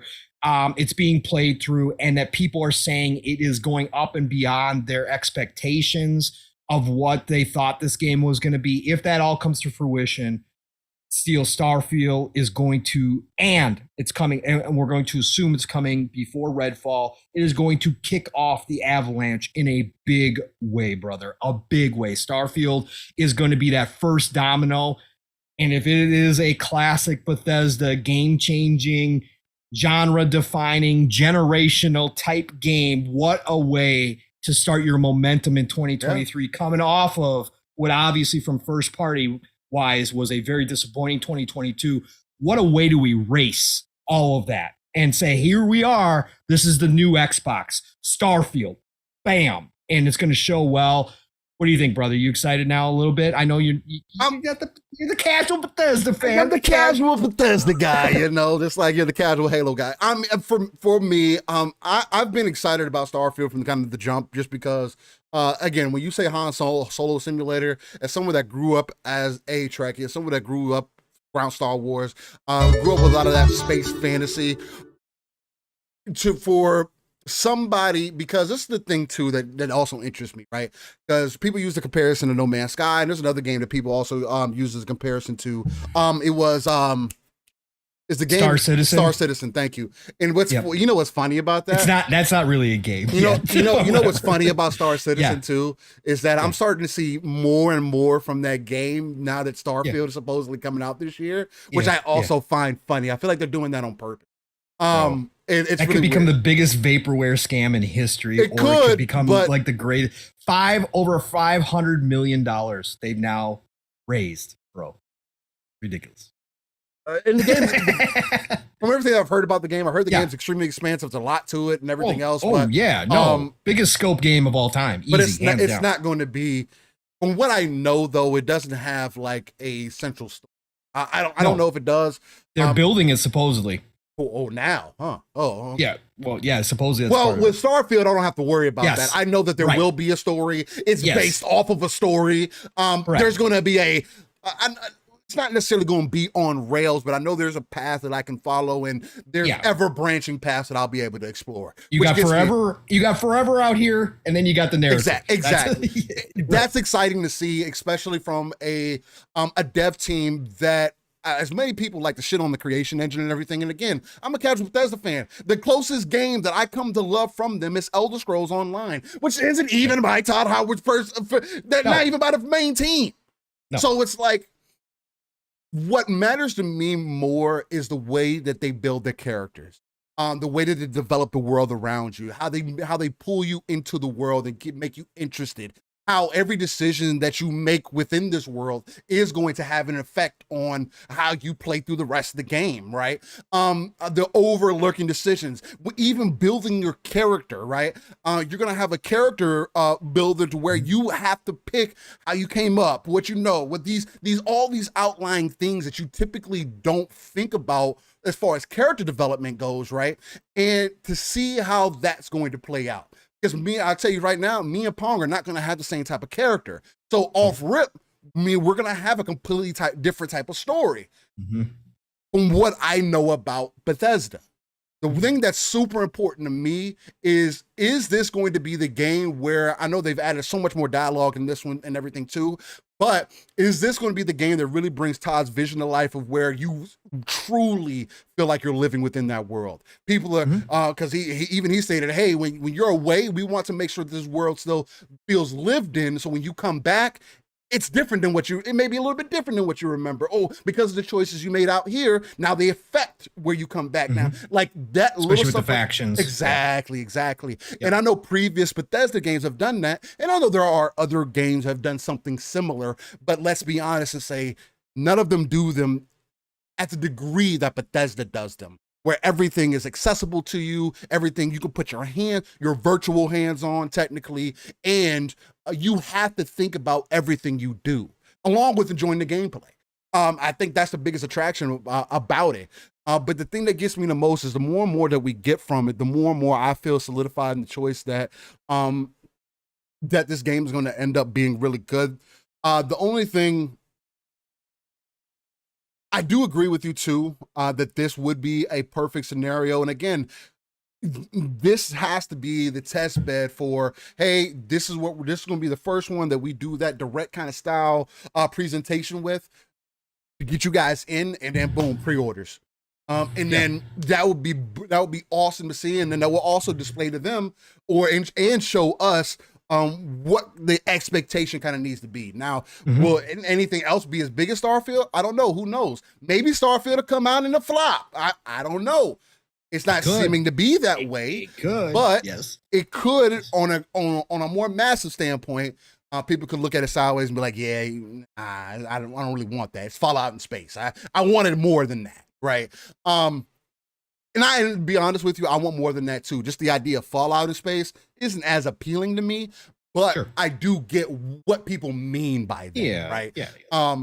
And of course, this game just has a lot of things that are working for it, especially for an idea that somebody had for multiple decades at this point, right? Right. This is, again, you have to look at games that people like a Todd Howard create, because he has on numerous occasions said that this is his baby, right? That this is his passion project that he's wanted to create for a long time. And that has to mean something also. That has to be part of the reason why there was delay. That has to be part of the reason why the scope is as big as it is. There has to be a reason why he decided to not have you lose gas in space. Not have to worry about, because he wants more people to be able to enjoy this expansive experience that he's creating. So there's a lot of positive points that's going into this. But again, I do want them to show me more of like, I do also want them to show us a little bit of a presentation to get the people excited, because I know a lot of people are still in that boat that I don't know what the fuck this game is, and I need people to show me what this game. And it's like, you can have an idea of what the game's about if you've run through any other Bethesda game. Like that will give you an idea. And if any of those games are at least a baseline for an idea of what the game's going to be like, I think people should buckle in, personally. No, that's like the hardest part for me still. Like, again, I've gotten to the point in my life where I don't try to understand people, because I just know there's going to be people I never understand. There are literally people that are going to buy Starfield and run through the narrative, main story, of course, and finish it and say, I played Starfield. And for me, that is an alien thought. For me, that is like, I can't conceive of that as being your experience with Starfield, like, or with any Bethesda title. Like, for me, the Bethesda games are everything outside of the narrative. Like, that's where you find the magic, right? Outside of the narrative. The narrative is great. Storylines are great. Missions are awesome. But it's everything else you do within these worlds that is what makes my experience. So I already have seen people underneath. Yeah, I can't wait for Starfield to come out. That's probably a couple weeks gameplay for me, and until I move on to the next game. And for me, I'm like, what? I'm like, there's no way you're going to avoid everything you could do in Star. But there are people like that. So I do understand when people say, I don't know what the game is. They're looking for, hey, what is the story? And we've been told, I mean, again, if you've listened to enough interviews, if you've read enough on it, you do understand the concept of what's behind it. The story is going to be based off your character that you create. right. But what else? You want to see the first mission? But there is a story, right? There's some kind of alien technology that you're trying to collect. These artifacts that are around these systems that What's the overarching story. Right. And Todd said it's the big questions. Why are we here? They want to delve into that. So there is going to be a story here, but it's everything else you're going to be able to do. But the simple fact that now people that I do believe have heard secondhand, and again, that's why I always say we don't know, but secondhand that this game is bigger and more expansive than even these people that are playing it thought it would be tells me everything I need to know, Steel, that Todd is shooting for the moon, pun intended here, and that even if he doesn't hit the moon, he's going to land amongst the stars. But that says that this scope of this game is kind of on par with what I thought it was going to be from the get-go. And I think the interesting point to bring up here that people, I haven't heard anybody else talk about it, and it kind of just hit me, Steel, when I was thinking this through. Huh? This is Todd's truly Todd's first new IP. Yeah. Overall, because he inherited Fallout from an Exile. Yes. Right? Yes. The lore, yes, they changed the entire game. Yeah. They changed the entire game. But it's his thing. They made it their own. Right? By changing the entire dynamic of what Fallout started as in Exile. Right? But it was still an IP that he inherited. Elder Scrolls. Him and his team have made the Elder Scrolls his own, but it started before Todd ever was at Bethesda. Daggerfall was already a thing. Todd only worked on the very end of Daggerfall before it launched. Todd was not the creator of Elder Scrolls, technically speaking. Yes, he made it his own. Him and his team turned Elder Scrolls into what it is nowadays. But technically speaking, it was already a thing before he got to Bethesda. Yes. So in reality, Starfield is really Todd's baby. It really is the first game, the first IP from start to finish that this man has had his hands and influence on every step of the way, which is crazy to me to think about. So this is going to be the test. And as we talked about, I want to get your thoughts on this too, Steel. Yeah. We talked about this on PM to PM and the Xbox Ultimate last night. Mav brought it up. And I've heard other people talk about it as well. Right. Here and there. Is Starfield the biggest launch in decades for Xbox? Is this the biggest IP launch since Mav went so far as to say that this is the biggest launch since Halo Evolved? I've heard Boxenberger, I believe it was Boxenberger, said this. Yeah, Boxenberger on Xbox on Factor, Xbox Factor on Tuesday said that he believes this is the biggest launch since Halo 3. From a standpoint of what it means to the company, is this the biggest launch of an IP? I think that's what opens an interesting question, because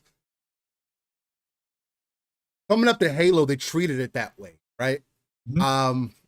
Halo 3, they treated it that way. That's the thing about those types of games. Even Forza Motorsport, they treated it like it was a top of the line. Hey, we need your focus on this.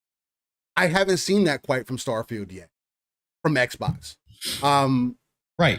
Because we haven't seen the marketing start up, because it's Bethesda marketing, and Bethesda does things different. Yeah. Right. But again, Bethesda also markets their game 6 months in advance, and the game's supposed to be...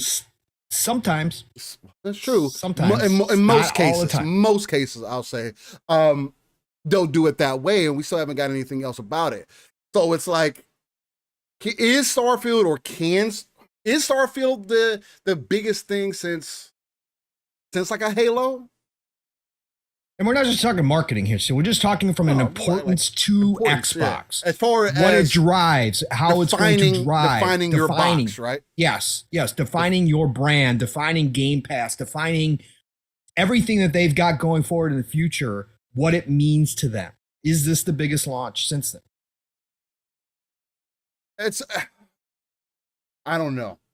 It's kind of difficult to answer that question, because it's just like, on a technical standpoint, it would have to be, because what else is there? First party wise, that you could go out on a ledge and stand on and be like, this is what our console's about. Right. Any other game that's coming out this year, I don't know if it's going to, you could say Redfall could be that potentially. Right. And Avowed could be that potentially. Hellblade 2 could be that potentially. I don't think none of those games hold that same kind of credence though. No. So if I look at it from that standpoint, comparatively to everything else that they currently have in house, yeah, I would have to agree with that sentiment, mainly because I think Bethesda and Todd Howard is probably the other main big studio that they have to really define their system. Right. I mean, and again, Todd made that same point. You know, we were on PC and then we went to Xbox. We kind of been, you know, kind of in that ecosystem since the beginning. So it's like, it only makes sense that we made that transition over to Xbox, or that the deal just made sense for us, but while maintaining being ourselves and everything else. So I think with how far that it goes back, I think it is. I at this point, because there's nothing else that I can necessarily put up there. The only thing that worries me is, does Xbox see it that way? Now, if Xbox was part of the ones, if Phil was one of the main ones that said, hey, Todd, go ahead and take additional 6 months, continue to work on the game, or even if they sat down and meeting together like we speculated and they both sat down and Todd says, hey, this is what we got, but if we had 6 more months, we could do this. And they collectively sat down and said, you know what, make it happen. Then I would have to say that, yes, it would have to be up there or the biggest since like at Halo, because it's the similar thing that they did with Halo. Regardless of how you feel about how the game came out overall, they still delayed it by a year. Yeah. They could have let the game ride. As was, they said, oh, no, we got to push it. That's how games used to get put out back in the day. And the fact that it didn't means that it does have a little bit more care. I'm not saying the most, but it does have a little bit more care and affection to it. So yeah, I mean, I'd have to personally agree with that sentiment, because there's nothing else that I can compare it to, because the only other things that I can draw reference to would be Forza, Gears, because Avowed's not proven. It's coming from a proven studio, but it's not proven. I mean, Starfield isn't proven neither, but you do know the type of sway that those games have. Is you can't be ignorant about Bethesda to the point that you think that their games won't sell a console. Their games do sell consoles. Skyrim has continued to sell. And that game's been out for a decade. So it's like you would have to, I personally think you would have to look at it as this is your next flagship title. I think it's unique. It's positioned uniquely, Steel, as the only game, and again, there's plenty of Western RPGs. Yeah. There's plenty of open RPGs, but not the way that this is a Mass Effect. This is beyond Mass Effect style type. You know what I mean? Right. That's why I say you have, and again, I don't say this lightly, and again, there's people out there that don't understand. There's still people, and again, I'm not saying in any way, shape, or form that this game is for everybody. Just like Zelda, as big as Zelda is, it's not for everybody, right? Just as big as God of War is, it's not for everybody. But this is the genre type defining game that Xbox has been missing. Yes, you can say Forza's, but they've already set that bar. Like Forza, all it's doing is competing. And I know there's people that will say Gran Turismo still competes, blah, blah, blah. But Forza set the bar long ago. Forza Horizon set the bar and created its own space as an open world car PG a long time ago, right? Yep. That's already established. This is a new IP from a company that has set the bar in so many different ways for open world sandbox RPGs that people to this day still have not hit. Like I said, the closest thing to one aspect of Bethesda titles is exploration. That's one aspect of Bethesda. The closest thing for me has been Elden Ring. Elden Ring exploration wise was right up there with Bethesda as far as, hey, I want to go see what's over here. Oh my God, I found all this interesting stuff along the way. But it's still, that's only one aspect. So Starfield brings a game that could be genre defining, that could be generational, that you can only play if you're in the Xbox ecosystem or PC. So I think for Xbox, it establishes that for Xbox, that if Starfield comes out and it gets and again, we talked about this last night, for us, the enthusiasts, Metacritic doesn't matter. Yeah. But for the masses, it still does. The masses still go read the IGNs of the world and say, oh, this has got to be a game I got to play. Right. That's what happened with Elden Ring. The masses started hearing, like they saw the reviews, they saw the scores, they saw their favorite streamers playing Elden Ring. They had to go play it. If Starfield becomes that game and it comes out and it is the classic Bethesda 90 plus Metacritic, and you see the reviews from all the big sites going, you got to go play this game. This game is massive. Oh my God, there's so much to see, so much to do. Classic Todd here, but he's pushed the bar even further because now you've got all this planets to explore. You got all this stuff to do. And all of a sudden the streamers are streaming Starfield, finding all these new discoveries that nobody else is. Because that's the thing about Bethesda. Everybody's different. Yep. If it is that, everybody's going to know, guess what? You got to get an Xbox. You got to get an Xbox to play this game. You got to be in if you want to play Starfield. I think that's what makes this uniquely positioned, Steel, to be the biggest IP to launch. And again, if it is the first one out the gate in 2023, what a way to set the mark, Steel. What a way to say this is the new Xbox going forward. Yeah. This is it. I agree. And again, we've seen great stuff. Forza Horizon 5 came out to mass appeal, 25 plus million people. Yeah. Great reviews, beautiful game. Playground did their thing. They hit it. Flight Simulator did something on console that nobody else can do. Yeah, right? I never imagined that would be it's ever niche. possible. No, but it's niche. It's niche, right? But they still had those hits. Halo Infinite came out to great praise. No matter what we think about it now, no matter if the content wasn't there and it's coming and they're getting back on their feet and they're doing things right, Forge has helped them out. But Halo Infinite launched to great success as far as reviews go. Multiplayer was like, oh, damn, this is the most polished multiplayer we've ever seen come out. And that was in the beta. So that got great stuff. But from a singular IP perspective, it's new. I think Starfield could be it, man. And if what we're hearing about Redfall, we can talk about the Redfall stuff next if you want to, Steel. I'll give you back the captain's chair here. I've taken over. But I think from a singular IP, if you start this now, 2023 off with Starfield, if you get that to hit, and then Redfall seemingly is coming along. Again, I've never lost faith in Redfall. It's Arcane. I know what Arcane does. They've never had the mass appeal, but let's say Redfall comes out, Steel, next in May. And it's everything that, it's everything that we thought an Arcane could do with this kind of type of game, a looter shooter, multiplayer, co-op experience, also with the single player focus. If you want to play a single player, you can do that. They expand into this kind of open world aspect, which Arcane's never really done before. They hit it. Right? Let's say it comes out mid 80s. Most Arcane games are in the 80s. Let's say it hits mid 80s to high 80s. And people go, damn, this is the best Arcane game come out. I don't like Arcane games, but I'm really digging Redfall. Let's say they get that. And then your third game is going to be Forza Motorsport, which you already know. It's a done deal. Yeah, Forza's going to come out and beat. It's turn 10. Guaranteed. It's guaranteed. That's 3 home runs out the gate, Steel, to start 2023. And then you're telling me that maybe there's a chance, a chip in a chair, that a Hellblade 2 or Avowed is ready for winter or fall. Brother, you're talking about a complete 180 turnaround in 1 year from where they were just a year ago in 2022. You're talking about new IPs in Starfield and Redfall and potentially a Hellblade or Avowed coming out and changing the complete dynamic. Everything that we talked about of all these acquisitions they've made and are making, but all these previous acquisitions bearing fruit in 2023 at the same time, brother, that's a hell of a way to make your stamp and say, we are here. This is the new Xbox. This is the start of the new Xbox right here, Steel. Hey, how long ago was 2017, Pong? That was, would be 6 years ago at this point, sir. Yep. Looks like it takes time to develop games, guys.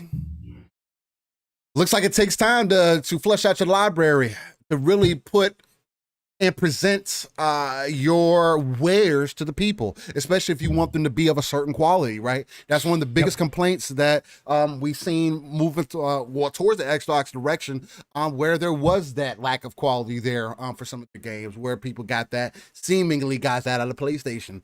Again, I feel like that's also debatable, but to each their own, and everybody can decide what works for them. But again, for all the reasons that you mentioned, I have to agree that Starfield is going to be their next tentpole, possibly tentpole title, because it is a brand new IP. And again, you can't not consider that, because it's coming from Bethesda. This is the team that makes these generation defining games. There aren't any games like the games they create. As many people didn't like Fallout 4, I do think that Starfield is going to help correct the path, right? And then also put and get people back in the good favors. So when a Fallout 5 comes out, whether it's made by Obsidian or made by the main team, that the people will be there ready and willing. Or whether they want to do an Elder Scrolls Online 2, that the people will be on there ready and willing because they see the potential, because Starfield started this whole new thing for people, right? The other thing, Starfield, you drew that comparison between Starfield and Elden Ring. The thing that Starfield has to an advantage compared to an Elden Ring is that Starfield actually has a base, a huge base of people that Bethesda fans that are ready to jump back in. Whereas Elden Ring had something working against itself as being known Souls type games being more difficult, niche, everything. It had to break out. That's the games have already broken out. Although the Scrolls Online is still one of the more popular MMOs that are out right now. Yeah. Fallout 4, regardless of how you feel about it, there's still a lot of people playing. Fallout 76, still a lot of people playing it. So those games, and they have to mean something. I think just going into Redfall a little bit, for me, I wasn't necessarily worried about Redfall either. I understand what Arcane is possible of. I played the first Dishonored, from what I can remember. I don't think that I finished it. I didn't play Dishonored 2. I'm not going to play Deathloop. I have no interest in that game. I like the idea of it, and that's cool, but I don't have any interest there. So, and then the biggest thing for Redfall, because the way that it was presented, it was presented initially, at least to me, I got this is going to be another Left 4 Dead, Back 4 Blood kind of scenario. You just replace the zombies with vampires, and you think you're going to give us a solid co-op experience as people who have more so tried to always tell stories. And come to find out, no, that's not the case, right? It is more of the ilk of a Fallout. Well, not a Fallout, but Fallout. No, Far Cry. Far Cry. Thank you. Far Cry, Stalker, Borderlands, and D&D were all influences. So if those games are going to be influences, especially Far Cry 2, especially Far Cry, Far Cry 2 is actually one of the better Far Cries that people always like to. 2 and 3 are the ones that I always hear people talk about.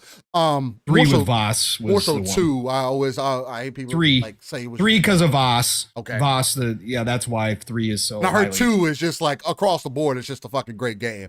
It's more survival. You had to worry about malaria and all that kind of stuff. Oh, okay.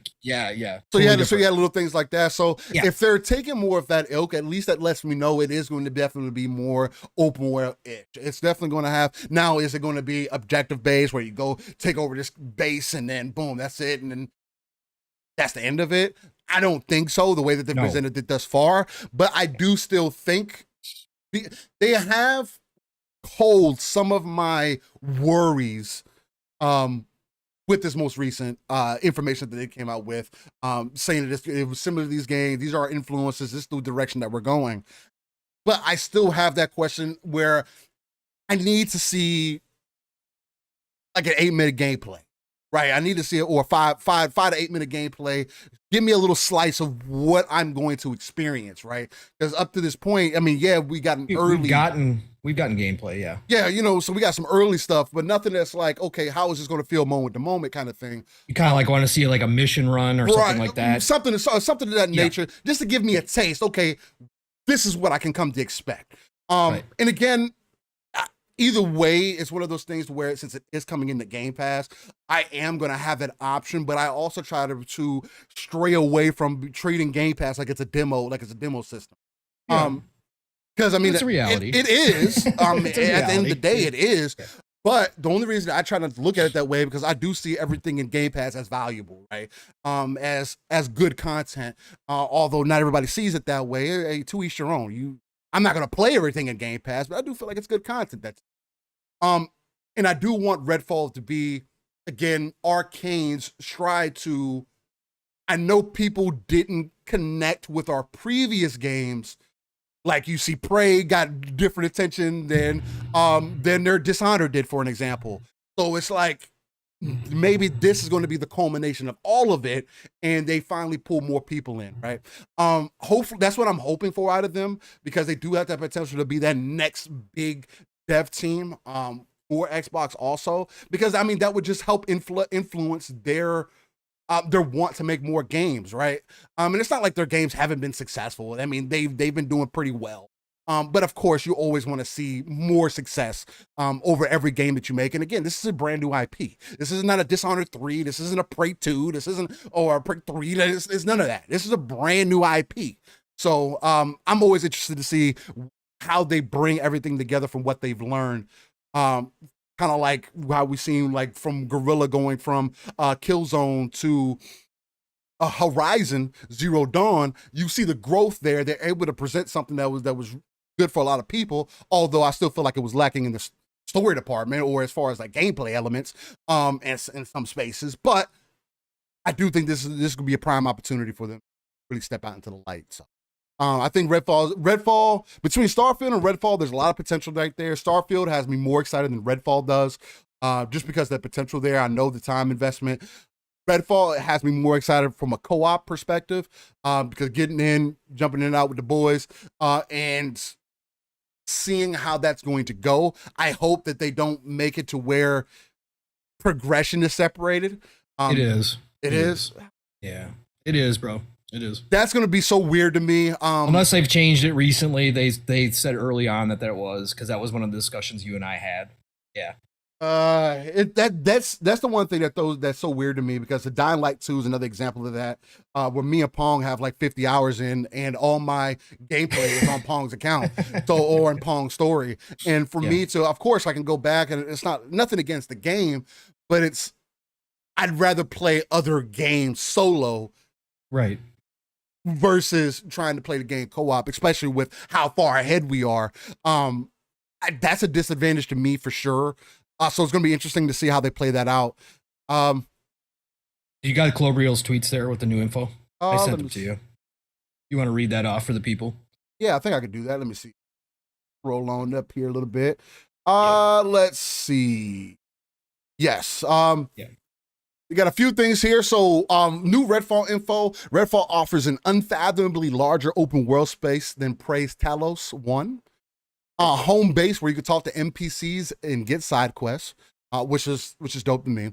That kind of how it separates itself out from Dying Light. Dying Light doesn't necessarily have that. I mean, yeah, you got to go back to characters and everything, but story-driven missions and free roam.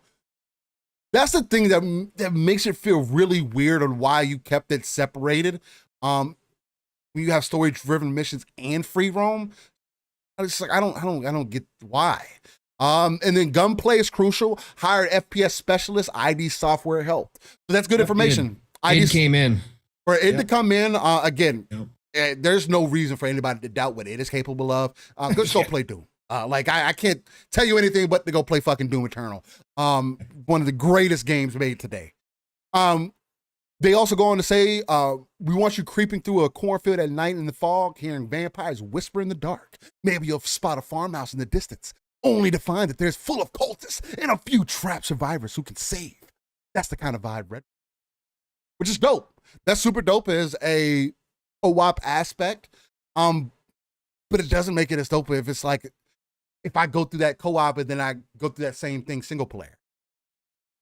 Still dope though, nonetheless. It's gonna have 2 districts, a sprawling urban area and a rural designed area. Many of these aspects of Redfall aren't predefined activities, but part of the simulated space. Simulated space, so why do our stories have to fall? Anyway, day and night changes change the feel of the game radically, which is again another specific draw to Dying Light. Dynamic dialogue system of players talking to each other. I hope so. I mean, you got 4 main characters. I hope they have enough dialogue. I think we could choose to have the same characters too. Yeah, you can.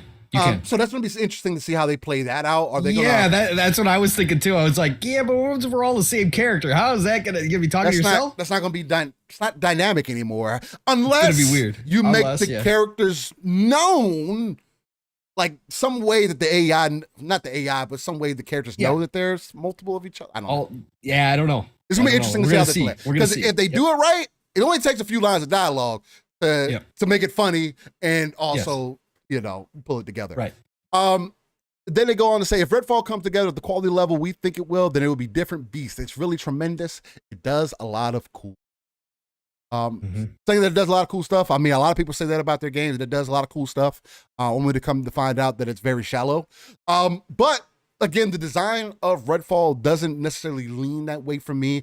Again, I am excited about the fact that they are going towards vampires versus zombies. I'm completely dead on zombies at this point. Like we need to get out of this shit. We've been working on zombies for way too goddamn long. Let's move on to some vampires or something. It's just as fucking it's the same category. It's like I feel like it's in the same category as far as like this easy shit to get to access, but their take on vampires is also going to be a little bit different than what we traditionally know about vampires. So there's a lot of interesting things happening in this game, and I hope that it presents itself really well. And again, it is going to be in Game Pass, so even if you have a little bit of excitement for it, you're not going to have to pay full price for the game.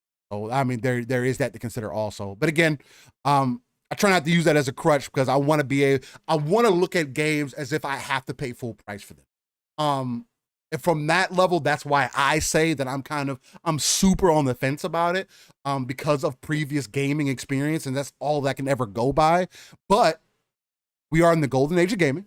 We're also in the age of accessibility, and this could be one game that ends up doing things a little bit differently to a point to where it really just kicks off this next generation of gaming in a different way. I don't think this game's going to be on the old consoles either, right? No, this is current gen only. Current gen, and again, so it's going to be another example. All Microsoft games right now announced are current gen only. So again, it's going to be another good example of you'll be able to stream it. It's going to be another good example of whether is this game going to give us an example of what we have to look forward to? Sure. What were you going to say, Paul? Your camera's bouncing, by the way. I just want to let you know that too. No, that's okay. I just want to let you know what's happening. In case somebody says something. No, I think the Redfall updates, again, I've been on board since day one. I love Arcane. Now, if Starfield is out prior to, when am I going to get to this game? That's going to be another question. Of course, if you guys are all playing it, of course, I'll probably wind up jumping in with you, but literally Starfield is going to be my life for a while. And then we've got Diablo 4 coming June 6th with a whole nother beast in itself. But these updates, what they have done, Steel, and as much as we talk on podcasts and we think that a lot of people hear our voices and not just us, but everybody in general, we have so many podcasts, gaming podcasts nowadays. You think people would hear this information or hear us? I've been saying from the get-go that Arcane this wasn't going to be just a Left 4 Dead or Back 4 Blood type game. Like I'm like, there's no way. Arcane does things differently. They have been known for that. Again, that's why they've been hit or miss with people. Some people appreciate the stuff that they make. Some people just don't find it. But I think that they have, like, they grab new people every time they put out a game. And then other people say, nope, this one's just not for me. Like, there are literally people who love Dishonored that didn't like Prey. Right. Yeah. So that happens with the Arcane fan base. Like, it's crazy.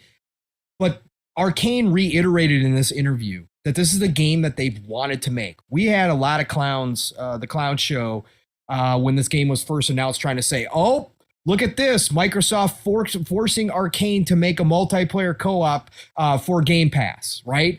Arcane's come out now in this interview and reiterated yet again, no, this is the game we wanted to make. We want people to know that this is Arcane. Like, this is our baby. Like, we wanted to make this game this way, this style.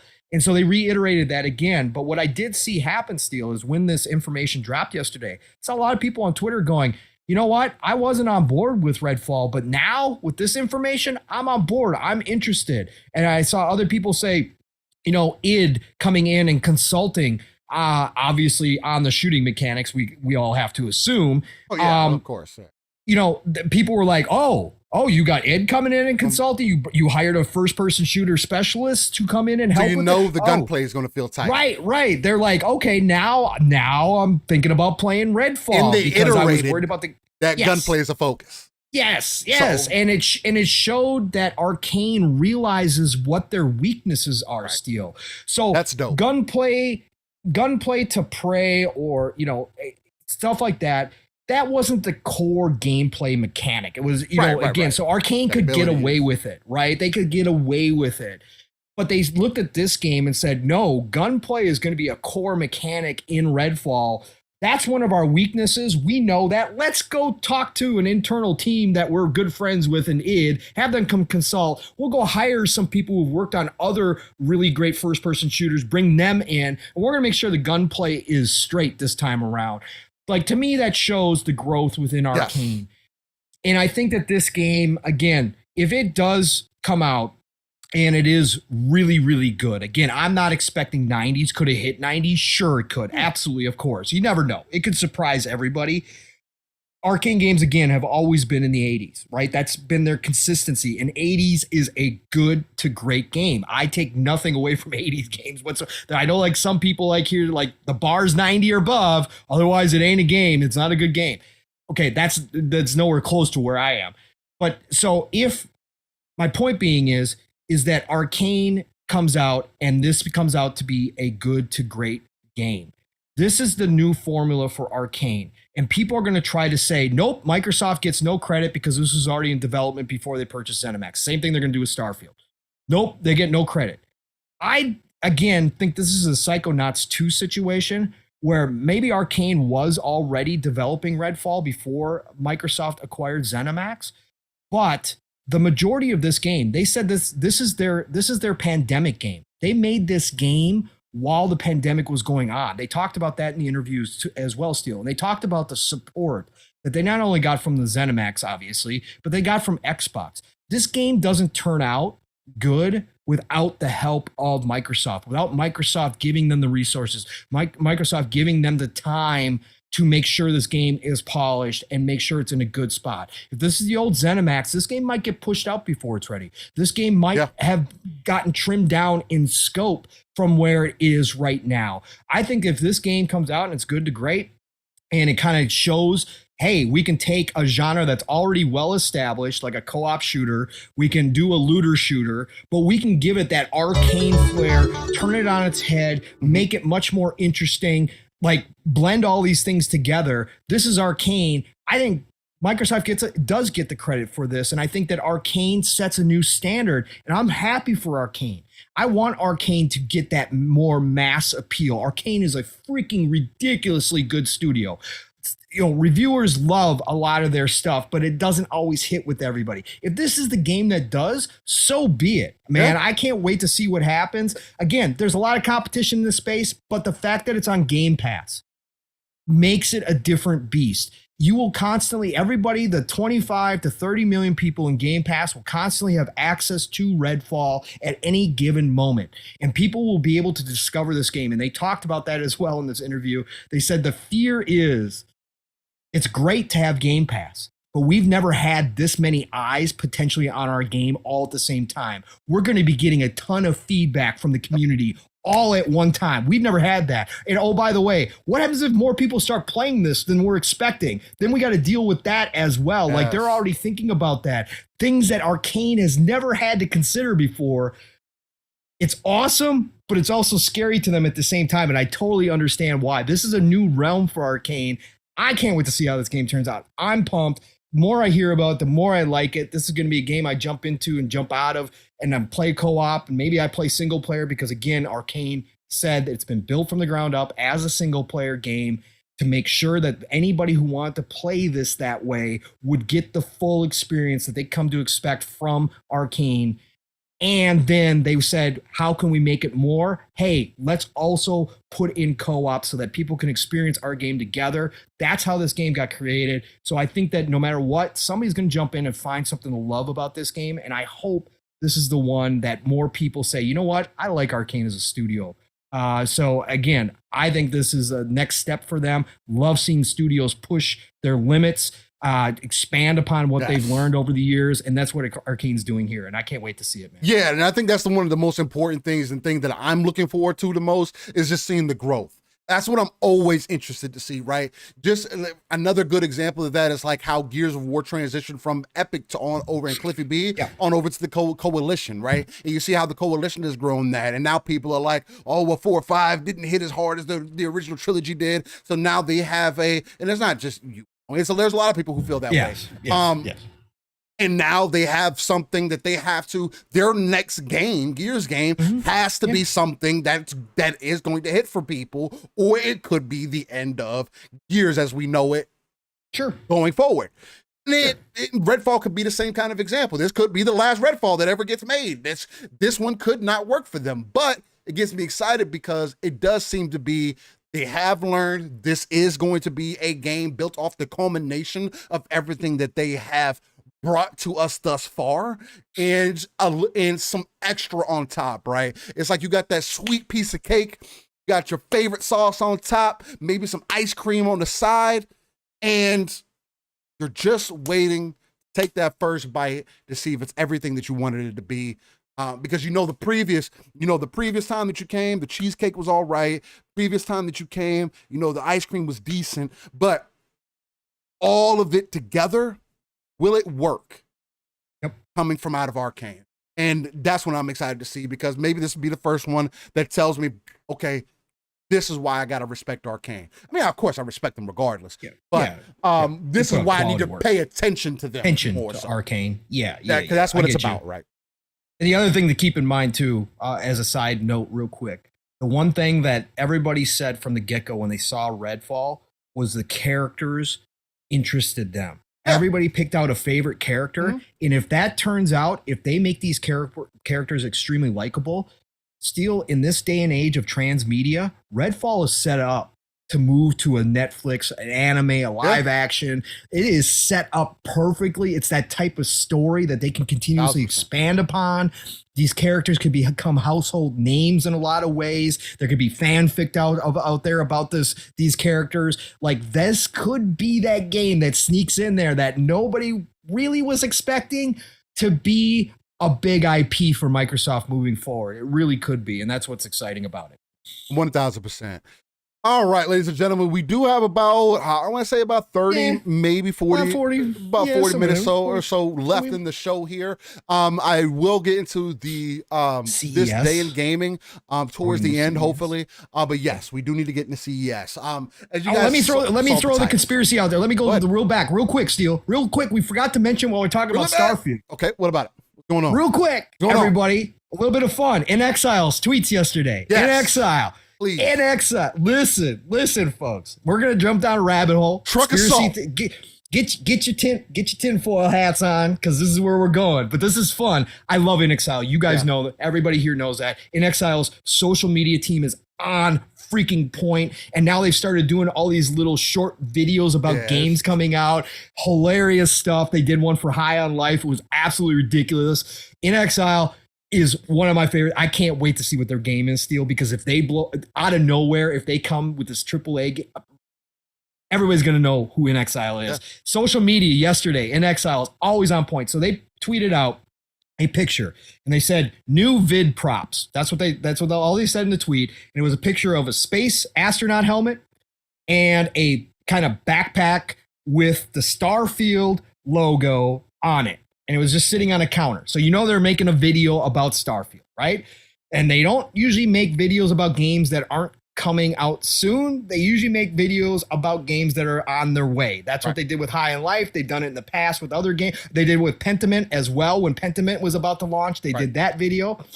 So that instantly caught my attention, right? Because we're talking about this. Where does Starfield fall? And obviously Steel and I are on the March train. And some people think June. Some people think 323. Oh, 323. Right. Okay. Their next post, right underneath that, goes, Todd calling Phil right now. Please stop them. Right? As a joke, right? As a joke. So everybody started running wild underneath their Twitter account. So then they put out another tweet. And they wanted to say, to be clear, we have no insight into their development or release schedule, but we do have the vigorous duty to make weird videos about it.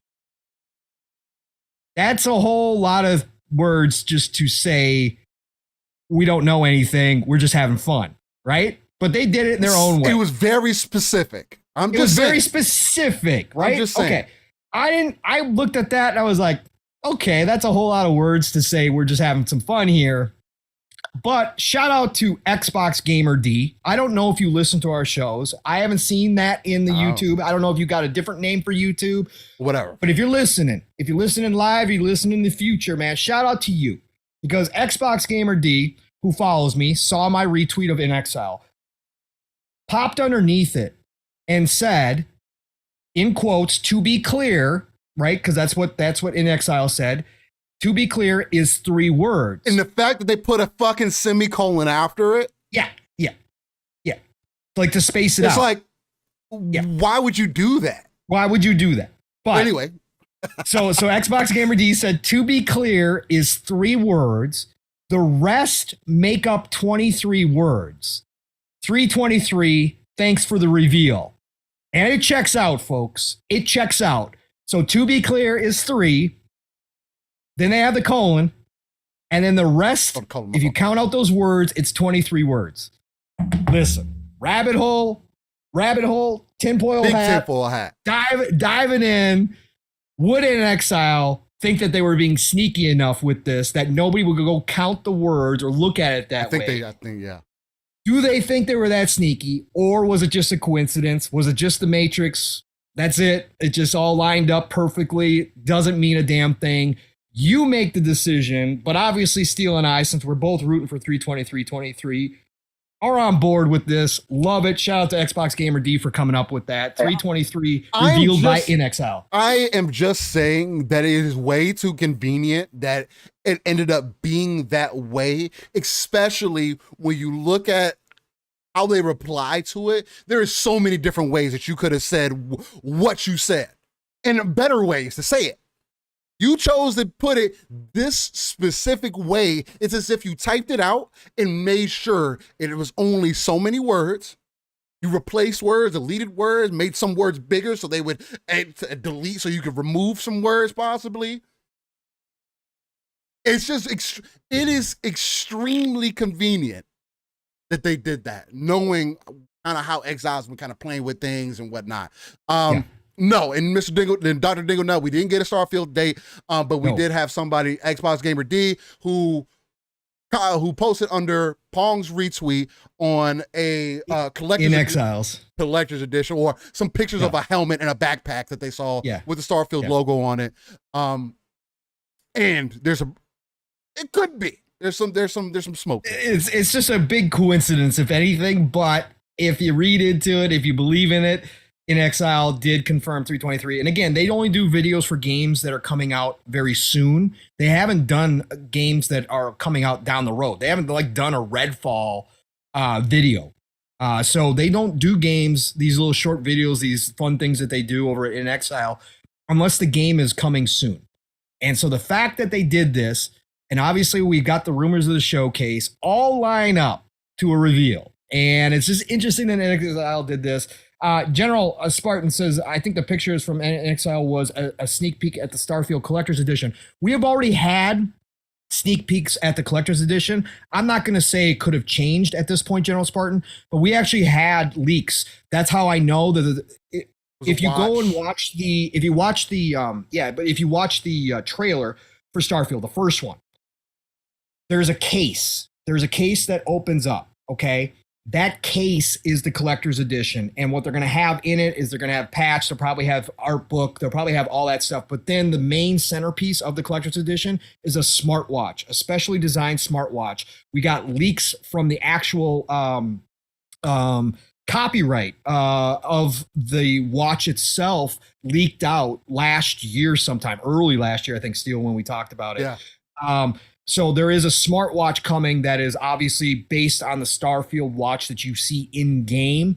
And that is going to be the collector's edition. Now, could they have added like that bag to put everything else into as well? Yeah, absolutely. It looked more like to me that it was like some generic bag that they put the Starfield patch on, but maybe it is. Maybe it is. Maybe In Exile went that far. I'd be shocked if Todd okayed that, but you never know. You never know. Maybe Todd's getting into the fun of things. We'll see. But, I don't know. It's interesting. It's extremely convenient, and it is high quality speculation there. I'm not saying that it's official or anything else like that. No. But it is extremely. Again, sometimes you got to add 1 and 1 to get 2. I know for some people it gets fish, but look, you just add common math together. It's fun, and if it turns out to be real that In Exile does know, and they did it that way, that's crazy. That's crazy. That's going to be really fun. Shout out to Xbox Gamer D. You're going to be the first one to get the shout out if that ends up being that way. That's badass. But I think it is time for us to get into some CES conversation. So go ahead and wind down. Be on the back end of the podcast as we get wound down here. And before we get into This Day in Gaming segment. So CES happened this, and we got a lot of exciting, I say exciting, but we got some news from Sony specifically there. So at CES, they did announce the Project Leonardo from PlayStation. That was revealed. There's their new accessibility controller kit for the PlayStation 5. Gotta give them props. Gotta give them huge props, Steel. Again, I know some people have said, hey, you guys are late. And I saw a bunch of it don't matter. It don't matter. The fact that they finally brought one out to increase accessibility to the PlayStation, games and all that kind of stuff for people who are disabled. I mean, props off. You got to give them. It's great work. And they worked with a lot of people to get this done too. They worked with a lot of disability groups to make sure that this controller is right. It's completely different than the Xbox One. Yes. Completely different. It's different form factor. It looks different. Everything. It's going to be interchangeable. All that. Again, you got to give credit where credit's due. It doesn't matter if it comes later than Xbox. They did it. And it's opening up gaming to more people, which is what we always encourage. So shout out to Sony for doing it. And overall, my overall thoughts on the design of it, I don't think it's as user friendly as like what Xbox has created. But again, we'll see. We have to see. And I only say that because I have seen people use Xbox's version of it. So it's going to be interesting to see, because that's one of the main things people come up was like, how the fuck do you use that fucking joystick that's in the middle of that goddamn controller? How are you supposed to do that? How are you supposed to hit these other buttons first? And these were people that have accessibility issues. They were bringing up some of these concerns. They're like, accessible, but how accessible is it really? So it's going to be interesting to see how that plays out, how people play with it. Again, it's new. They said they put a lot of time and effort into this, and have talked to some accessibility experts to create this controller. So I guess we'll end up seeing what they end up doing. But the Project Leonardo is currently in development. There's no word yet on the release, so the design can also change. But Leonardo aims to remove barriers to gaming and help players with disabilities play more easily, more comfortably, and for longer periods on PS5. Although you're probably going to have to charge it after about an hour because, that's not a focus for them for whatever reason. Sometimes you can make an Elite controller, for an example, or a Pro controller, and it has worse battery life than your original controller. You could do that. It's okay. So you got that coming. They also announced the Gran Turismo movie sneak peek reveal. Look, I don't know who cares about this, but how the movie is supposed to be, it's supposed to be somebody who, again, correct me if I'm wrong, but essentially the game is about somebody who was playing Gran Turismo and ended up becoming a professional driver. That does happen, so it's not a far-fetched story. It's not something that had to reach deep in a bag. And they got a love story in there too as well. And they do have a love story there, and they put some good people in there. Like, just because you put Orlando Bloom in there doesn't all of a sudden mean it's going to be a fucking good movie. I'm just saying. But it could be a potential for Gran Turismo to kind of break out there. That seemed to be the main goal from the creator of Gran Turismo, and I don't fucking remember his name. Well, the director is Neil Blomkamp. So that's the director, but for the District 9. Yeah, I forget who the creator is too, but Neil is behind the project. He's directing. I'm on board. I'm on board. I can't get behind the story so much. Like, I don't know if that's going to draw me in. Maybe I'll be surprised. But the racing scene, Steel, and Neil's directing, I'm all on board with. So I will watch this. District 9 is one of the greatest movies that I've fucking ever watched. Amazing. I personally think so. I have faith in his directing skills. So we'll see how it goes. I mean, but their main focus on this was to make Gran Turismo bigger than it has. You know why they're doing this, guys? Because Gran Turismo isn't what it used to be.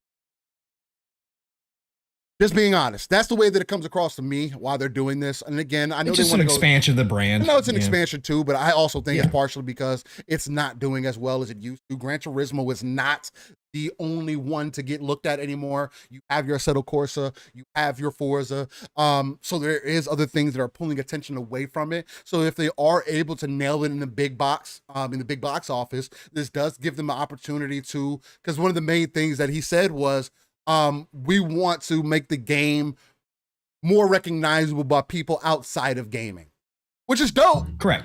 Yep. But I don't know if Gran Turismo was the movie to do it. Yeah, no, but that's what transmedia is all about, Steel. And Sony, with their production studios, they have the ability to do it on demand. It only makes sense. They have the ability to do it on demand, so why not? Why not get it out there? Why not do it? The Gran Turismo fans will show up in droves. And yes, there still is a huge Gran Turismo fan base. They will show up. And then if it does hit the wider audience, if they do it right, if Neil does a great directing job, which again, I believe he will, hey, you never know. Then all of a sudden people do associate Gran Turismo. I mean, it happens. It's one of those things. Tyler Cypher said, what if the car is an alien? That'd be freaking amazing. At the end of the movie, he has to become an AI for the car. Yeah, that'd be amazing. And Mav said he hopefully keeps it real and the cars are slow like Gran Turismo. Hopefully it's all popsicle stick racing. Everything the track road moves, slides underneath the car. Yes. So that's gonna be interesting. I mean, again, Fuzzy's dying right now. Fuzzy's dying inside a little bit because he loves Gran Turismo. And again, nothing against Gran Turismo. I just don't think it holds a candle to Motorsport. Hasn't since Motorsport 2 easily, unfortunately for Gran Turismo. But you know, hopefully it does hit the notes that it needs to hit, because I do know that there is still a solid base for. The other thing, big news that came out was PlayStation 5 passes 30 million units sold. Yes. So they sold 30 million. It doesn't mean that 30 million people have them, but they sold 30 million. Jim said to customers, Steel. Hey, Jim says a lot of things. Listen, we believe in generations. We believe in 30 million. Okay, to customers. That's what he said. We gotta listen to him. You're absolutely right. Yep. But they did announce PlayStation 5 passes 30 million. So now Xbox is dead. Everybody told you that they was going to sell 3-1. And that's the narrative right now. So you guys listen to that if you like. Well, still on 4chan, I mean, Phil's retiring at the end of the month, and they're selling off all the Xbox business. He saw that. Yeah, you saw that. It's done. Satya is done with it. He's disappointed, and he's selling off everything. Man, Sony they're buying ABK to sell it to Sony on cheap. That's what they're doing. Nice. See, that's what I figured was going to happen, but I just wasn't sure. So, but yeah, but no, seriously, guys. PlayStation's Jim Ryan announced on stage that PlayStation 5 has passed 30 million units sold. Ryan also stated that the PS5 shortage is essentially over. Okay. Saying everyone who wants a PS5 should have a much easier time finding one at retailers globally. Starting from this point forward, the last official update we had on PS5 sales numbers was back in November, of 2022, when Sony revealed consoles had passed 25 million sold. If anything, this one thing told me how strong gaming is still. Again, these consoles are selling faster than any previous consoles have in previous generations, which is one milestone that we have to acknowledge. We have to continue to talk about. I personally feel like, because I think it just demonstrates how big gaming has become. But the other thing too is that I do think that this is another example of just the power of PlayStation, man. Regardless, because of their sachet, because of their brand power, whatever you want to put it on, PlayStation has continued to be successful. And as long as they find a way to adapt into this new generation to give people, again, I think the argument is going to go towards value, but if they can give people that quality that they always strive for, quote unquote, I do think they need to find it outside of 2 second and third party games and 1 first party game that they tried to show on stage, which didn't make any sense.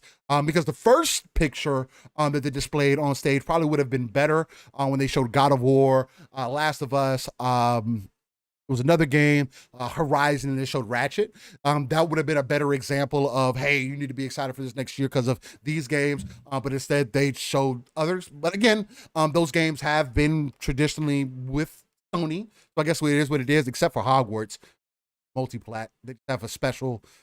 Yes. So they just got a marketing deal. They get exclusive content. So so it was really weird to see them put that on stage too. But again, it's not weird if you know who Sony is and what they stand for. And they will at any opportunity take one of their marketing deals and make it seem like it's they did it. So another thing we've said Xbox needs to do better at, because they should push that. They should do the exact same thing with Game Pass. They should game that's in Game Pass. You should be every chance that you get. Hey, this game's Game Pass. Game's Game Xbox. Xbox Game Pass. Yep. Play it here. Play it today. That's what it is. Yep. Then they go on. They also announced PSVR 2. They announced Beat Saber. Oh no! It's not gonna be there at launch, but it was Jim. You saw how excited Jim was. Jim's a true gamer, Steel. He was happy to announce that Beat Saber is in development for the PlayStation VR 2. It will not be a launch title, but he was happy, Steel, because Jim puts on that headset and is playing some Beat Saber. You know it. Well, when the new VR platform launches next month, the VR features will be available as a free upgrade for those that own Gran Turismo 7. By the way. VR hit Beat Saber is also heading to PSVR 2, although a release date was not announced. For PSVR 2, they also have about 30 games that are planning to be ready for release. I do think they missed a prime opportunity on, I don't know if Half-Life Alyx isn't going to work, or whether they need to remake it, or what needs to happen with it. I do think that it's a prime opportunity that they missed there, because they did make it seem like, oh, we got one last announcement, and it was Beat Saber. Really strange to me, but again, I know a lot of people are having fun with Beat Saber. Yeah. It's big. It's big on VR. I mean, there's no question about it. I just don't. I didn't think that fit Sony's marketing strategy. Personally, from what I know out of Sony, I just was expecting more. But again, it's a CES. It's not a game show. It's not a state of play. It's not a showcase. So yeah, for a consumer electronics show, again, I know there is a lot of eyes that gets put on these show, but it's not like I was expecting for them to announce a brand new game coming out or get an extensive look at Stellar Blade or anything like that. No. But I do think if you're going to make an announcement about PSVR, I don't know if Beat Saber is the thing that's going to get people talking. But the Gran Turismo was a highlight. Gran Turismo is a highlight, although Hey, again, it was. I'm not going to say anything. It's free. About that. It's free. It's free. It's free, which is also a good thing. If you own Gran Turismo 7, you get the VR mode. I mean, technically, it's not free. You got to pay $500 for it. Well, yeah. But I'm talking about the game update. The game update, which they normally charge for. So that's cool. I mean, that's good stuff. Which is kind of backwards, because it's like, hey, it's okay if you spend $500, because then we'll give you a free upgrade. But if you spend $500 on a new console, for an example, a PlayStation 5 upgraded for PlayStation 4, you're going to have to pay the $10. Yeah. It's really weird to me, but hey, whatever. Whatever your strategy is. They're leaning heavy into VR, obviously. The narrative has gone out. I mean, 30 games at launch, that's impressive. That's crazy, again, even though I'm not in VR, even though I could care less right now about VR, I still, again, give them props for pushing the VR forward as one of the companies that are investing heavily. But anytime you launch any device and you can say you got 30 games at launch, no matter what they are, even if some of them are rehash, it doesn't matter. That's still an impressive lineup. And I got to give them credit for it. I mean, again, if you're going to push VR, which they are, VR 2, they supposedly are going to have 2.5 million made by March. Listen, if that holds true and Jim's making such a big deal out of this, obviously 2023 is the year of VR for PlayStation. They don't have a whole lot, as we know right now, as Steele was just talking about, for the console. I think they still got some surprises up their sleeves. They're still going to have a showcase at some point. There's going to be some selling of hopes and dreams. There is going to be a couple aces that come out. Again, how big they are, I don't know, but this could be a down year console wise. So they're pushing the VR aspect. Fine, do that. You invested a lot of money into this device. Yeah, you got your last device didn't do well. Under 5% of your consumers bought it. That's not a good mark. And you're expecting this one. Like I said, I expect Sony's internal numbers 10%. They want to double. They want to double. They want to double it. So you're going to push it.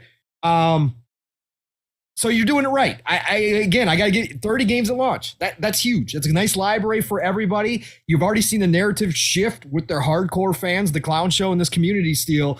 The narrative has already shifted. Now we're counting VR games as part of the exclusives. So wow.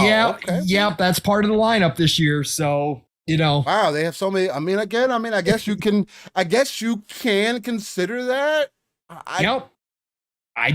So, whatever. okay, so you got to pay $1,000 to have access to all the exclusives. Right. Less than 5% of people are going to enjoy this, but you count that as whatever. Again, it is what it is, but the narrative has gone out. They obviously are picking up on Sony's marketing. They're picking up on where Sony's going this year. Right now, it's VR heavy. So it is what it is. Yeah, again, VR is just an additional option, so I can't be salty about that. They are trying to push the technology forward, also with what they have in that headset. The other thing too is that there was another HTC. I don't know if you guys remember them, the phone makers. Like they had the Hero One and stuff like that back in the day, a decade ago. Remember that? The Vive, yeah, they had that too. But HTC actually came out with a VR headset recently that is along the lines of what Sony was offering, but it's at $1,000. So that at least demonstrates to you that the market is still very high in the VR space, that it does still cost a lot. And the fact that they are giving this headset to you for about $500 is, again, it makes sense, right? Especially when you have to have the console to play these games. You can't just have, I'm pretty sure people will figure it out, get it working on PC and everything. So going to be a welcome addition to any side, especially with this VR2, PSVR 2. I think it's going to have more available to it. But Jacob Novik says no, because the first one he revealed was Hoglaw stated that games that existed before. Okay. And they also, just along with all the other PSVR games, aren't coming over. So I understand. No, like I said, even if they're rehashes, I get what you're saying, Jacob, and I do understand where you're coming from. I'm just saying the fact that they got those games ready to be launched on PSVR 2 because they're not backwards compatible, right? And we know that other ones are being remade by some of the third-party developers as well. So again, the fact that they just got them ready, 30 games at launch, and I understand what you're saying, but there are going to be new people as well jumping into PSVR 2 for the first time. It is still, I give them credit for having 30 games ready. That's all I'm saying. Yeah. But I do get what you're coming from. It's definitely impressive. I think he was more so speaking on the fact that you can't call them exclusive when there was already 20 games. Yeah, okay. If you're going the exclusive route, again, I don't agree that. Yeah, I don't. Listen, whatever. VR is I don't count that as part of their first party lineup this year. Let's just put it that way. Again, people know what we mean when we say these things. I can't. And again, when less than 5% of your base has access to these games, I can't count that. I'm sorry. To me personally, but again, if you want to use it as a metric, I guess all is fair in love and war. I can't be mad at it. But at the same point, I think it is slightly disingenuous. But whatever. If this year comes out and you guys have Final Fantasy 16, which I'm throwing in there as a first party because basically it is. Technically, you could even dismiss that one. I'm just saying, for me personally, I'll give you Final Fantasy 16. But if your lineup this year is Final Fantasy 16 in the summer and Spider-Man 2 in the fall, winter, and that's it from your first party, I'm going to be back here at the end of the year saying your first party had a down year, which again was to be expected at some point. They've been very consistent. They've had delays, but every year they've had 3-4 titles at least every year for the past few years. But if this year you come out with Final Fantasy 16 and Spider-Man 2 and that's it, I'm going to say you had a down year and I'm not going to listen to your VR talk. Okay, I'm not going to call the mountain. You don't want to. No, we're not going to count that. Yeah, and again, Retro Nerd, you're 100% right. You do have to give credit where credit is due, and the fact that they have games ready is only a good thing. 1,000% is only a good thing. Absolutely. Blue Moon says, "Will we ever get that Minecraft AR? Probably not. AR is something that's still something that's in constant development. And again, it's can't even get updates to Minecraft on series consoles, and they own it. They can't get ray tracing. Yeah. Minecraft is his own company. Like, that's one company that's doing their own thing over there. Like, shit. Xbox doesn't seem. People also say that you can't call Starfield exclusive because it's on PC. No, we've been through that battle. We've been through that battle. It is console exclusive. We know the definition of exclusive has now changed, because then you got to go back and erase all the exclusives that Sony has now put on PC as well, which is not happening. So we all understand the definition now. Yeah, but it is exclusive. It's exclusive to Xbox. Point blank period.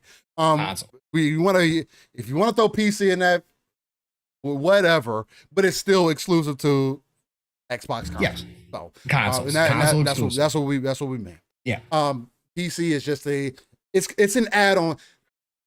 It's an add-on to either side. And I don't see why either side should look at that as a negative. I don't get that. Because one consumer base will have an advantage over console players, and that consumer base has to pay almost 5 times the amount more than a console. Well, I'm not gonna say 5 times, but they pay about 2 to 3 times more than a console player does. Yep. Like, guys, like, come on. Yeah. Like PC, you gotta throw them a bone eventually. And again, games. Yeah, PC gets it all now, right? Yeah. They port begged forever for console games. Now they're getting it. So there we go. Whether people want to admit that or not, PC gamers have been begging for console games for a long time. So that's exactly why we have the emulators on PC currently. They're currently working on getting PlayStation 4 up and running. There's that too. Eventually Blue Moon AR, I think, is in the back pocket of Microsoft. And if VR doesn't take off as they continue to work on AR, eventually, this is like a long time down the road, when it becomes commercially viable and the technology does get to the point where it can be produced cheap, then yes, I think eventually Microsoft could bring back AR into the fold as one of their, things that they got sitting back there to say, hey, VR didn't work out so well for everybody. Let's try this AR thing. Maybe I think that could eventually happen. Yeah. Jacob, you want a Minecraft FPS game? Hey, I'm gonna tell you something, Jacob. Might have to jump online and play some of them custom modes, man, because my daughters have definitely played some first person shooting in Minecraft. It's actually kind of strange to me. It's awesome. But yeah, they telling you, man, between Minecraft and Roblox, man, they got the custom. They have that. The community that I grew up with, like custom Halo matches and custom Gears matches and just custom matches overall, and no matter what game that we were playing that offered it, Minecraft and Roblox have taken that to a completely different level.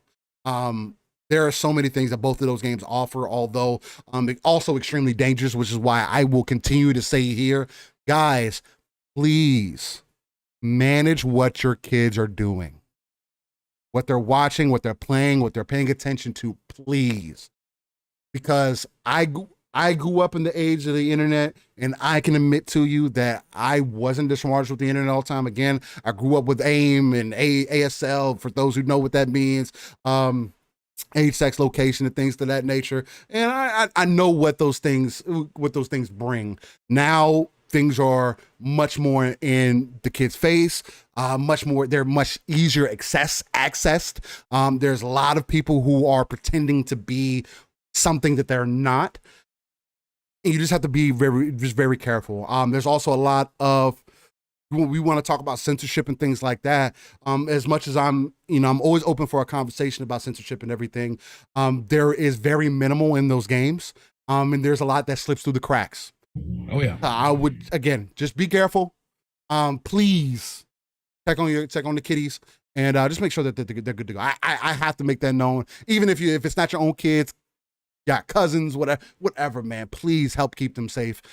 Because if you leave it up to them, they're gonna fall for some things that they don't know any better, man. But and this has been your internet safety with Steel Rain. Yes, man. Sorry. As a little kid, it's good, man. Especially when it comes to gaming, man. It's just you're a parent. I'm a parent. Yeah, I've been through it. It's just fucking.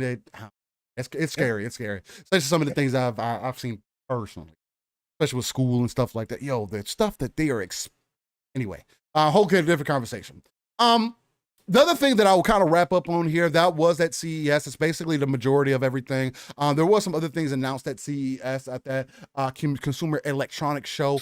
But I don't have any other information currently on it. Is there anything else that you wanted to add on in there? No, Chad, just let me know if you're pre-ordering the Ophila. When pre-orders go live for the Ophila. The electric car that I've been kind of hitting that Sony's been working on, they announced it. And they teamed up with Honda to bring it. Ophila waste of money coming. Oh my God. know, Paul, I wasn't ready for that. I'll be completely honest with you and say that I was not ready for your I feel a waste of money coming. We're going to have to quote that. If anybody else says that, I swear to God, I will pop up in their chat and say, you better not fucking take my dog's The first thing I thought of when I heard the name, I was like, a Fila? Oh, God, that's going to be used all day. Coming. Oh, my God. What? I got to write that down. It was fucking great. That was fucking great. I feel a waste of money coming. I'm about to put that on the shirt. Bro, what a terrible name. That's probably the most one of the worst names that I've ever found out. And it's not the greatest looking concept car. I do agree with you, Tim, on that. It's probably going to be around 50 bands, $50,000 for it. Whatever. Oh, they already announced subscription services for it and everything else. So, hey, BMW does it, so why not, right? Yeah. Subscription why not? for heated seats. Something that's part of your car. Standard. I would never fucking buy that car. Nope. That is exactly why I like buying older cars now. I'm not doing that. So there is that. What will Sony add to a car? I hope it's not their battery. No, like Pong said, it's powered by the power of 3 PlayStation 3s, stacked on top of each other. It's the new supercomputer. It's the true supercomputer that we all always wanted. Refurbed PS3s in there, man. we're gonna gotta put that cell processor to true use. That's funny. I know. The mood lighting on the outside too got me. The mood lighting. You're gonna be able to show other drivers your mood. Like, I'm like, when it breaks down, this is a good thing. Your purchase tier will determine the response time for your Yes. Y'all are fucking stupid. Y'all are going crazy. Your tow time is determined by your tier level. Oh fuck. Well, I wouldn't be Steel if I didn't bring this up, because there was some information brought up about this, and the first thing that I'll say, it's fucking more concept art. If Pong doesn't know, if I'm pretty sure Pong knows what the fuck I'm talking about now. Yes, of course I do. But of course I just do. because you give me more in-depth concept art from a different angle, looking at a boat, doesn't. But look how cool that cruise ship looks, Steel. I can give a fuck. I really can. Okay, so if you guys don't know, maybe you haven't heard, the details for the Last of Us multiplayer game will come later this year. Plus some fun surprises. Last of Us franchise has sold more than 37 million copies. And there's also new concept art from the multiplayer game itself. Let me pull that up, guys, here. And guys, I don't know about you guys, but I'm fucking tired of seeing concept art for a game that was supposed to come out to going on almost 4 years ago, or for a mode, excuse me, that it became so much grander than they anticipated, and wanted to treat it as its own experience. And again, I have nothing against like you putting your all into a game, right? Your scope got big, you wanted to do something different. Why the fuck did you say this mode was going to be part of the game originally? You knew from the beginning that wasn't going to be the case, and you pitched it a certain way. And now, hopefully it does come out this year, but seeing more concept art, again, this is not like here's a slice of the game, or here's a little 10-second gameplay clip of us moving through the world. No, you showed me. That's not how Neil does it, Steel. I don't give a fuck how Neil does it. He also can't. Come on, man. He also apparently can't tell a story back to back. From what I've heard. Again, they're working on 3 though, Steel. Come on. Druckmann's gonna circumvent expectations yet again. Yeah, he also is letting the fucking TV show do things outside of what the original game did. So yeah, okay. Fucking yeah, I want to listen to Neil now. Like I'm not. How are you going to explain away that there's no spores? Like I said, I'm glad I didn't have any interest in it. Anyways, I didn't like the casting. It's not a big deal. They had to do something different because maybe it didn't work for the show. What the fuck? How the fuck did it work in the game? How did it work in the game? Huh? The game is a visual medium. You can't tell me that visual medium to visual medium does not. You can't translate. That's bullshit. It's one thing to say it doesn't translate from the books to something. That I understand sometimes. Sometimes the word won't translate to the screen. But from a video medium to another video medium, Nah. I can't go for that. And again, I'll find out how I feel about Last of Us 2 when this multiplayer finally releases. Because that's when I'll play the game. I'm not playing it before that. Again, like I've mentioned here, I'm not playing an incomplete game. You take that how as you want. You want to say Halo is that? Halo was a complete game compared to this. Mm-hmm. The first game had single player, multiplayer. Mm-hmm. Second game doesn't.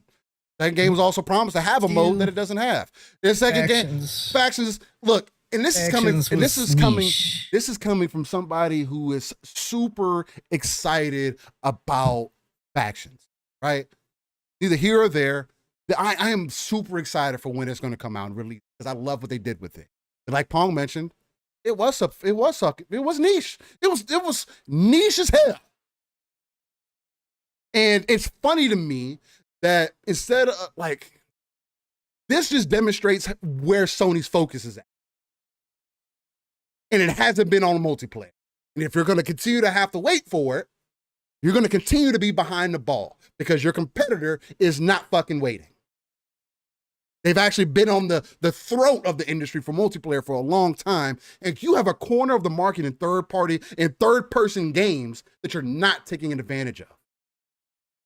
It almost demonstrates to me that you don't care about the multiplayer as much as you're trying to make it seem. And again, we'll see how this game comes out. I hope it's as expensive as they're trying to make it. I don't know what they're doing with this, that it's going to be so big that it had to almost take another dev cycle for an entire game to create this. Mm-hmm. Like, guys, like literally 4 years after the release of The Last of Us 2, almost 4 years. We're going on 4 years. If it makes it to the end of this year, it's 4 years. What are we doing? Arguments to add on both sides. Again, that's just my kind of personal outlook on it. And I'm always going to be charged up by it because it is something I'm extremely excited. This is a reason why I would buy a PlayStation. If they say, hey, I can only play Last of Us on a PlayStation, I would invest into a PlayStation to go play this game because that's how much, the factions at least, that's how much I enjoyed it. Factions will be on PC too. Exactly. Which is another thing that I'm also, I think it's taking them additional time because I think that's the plan. Yeah. That is the majority of the bigger scope of the plan. That's what made it bigger. That Nick they have to bring it to more people. Nick says The Last of Us fictions, not factions, fictions. I mean, at this point, if you're going to show me concept art, it's got to be fiction.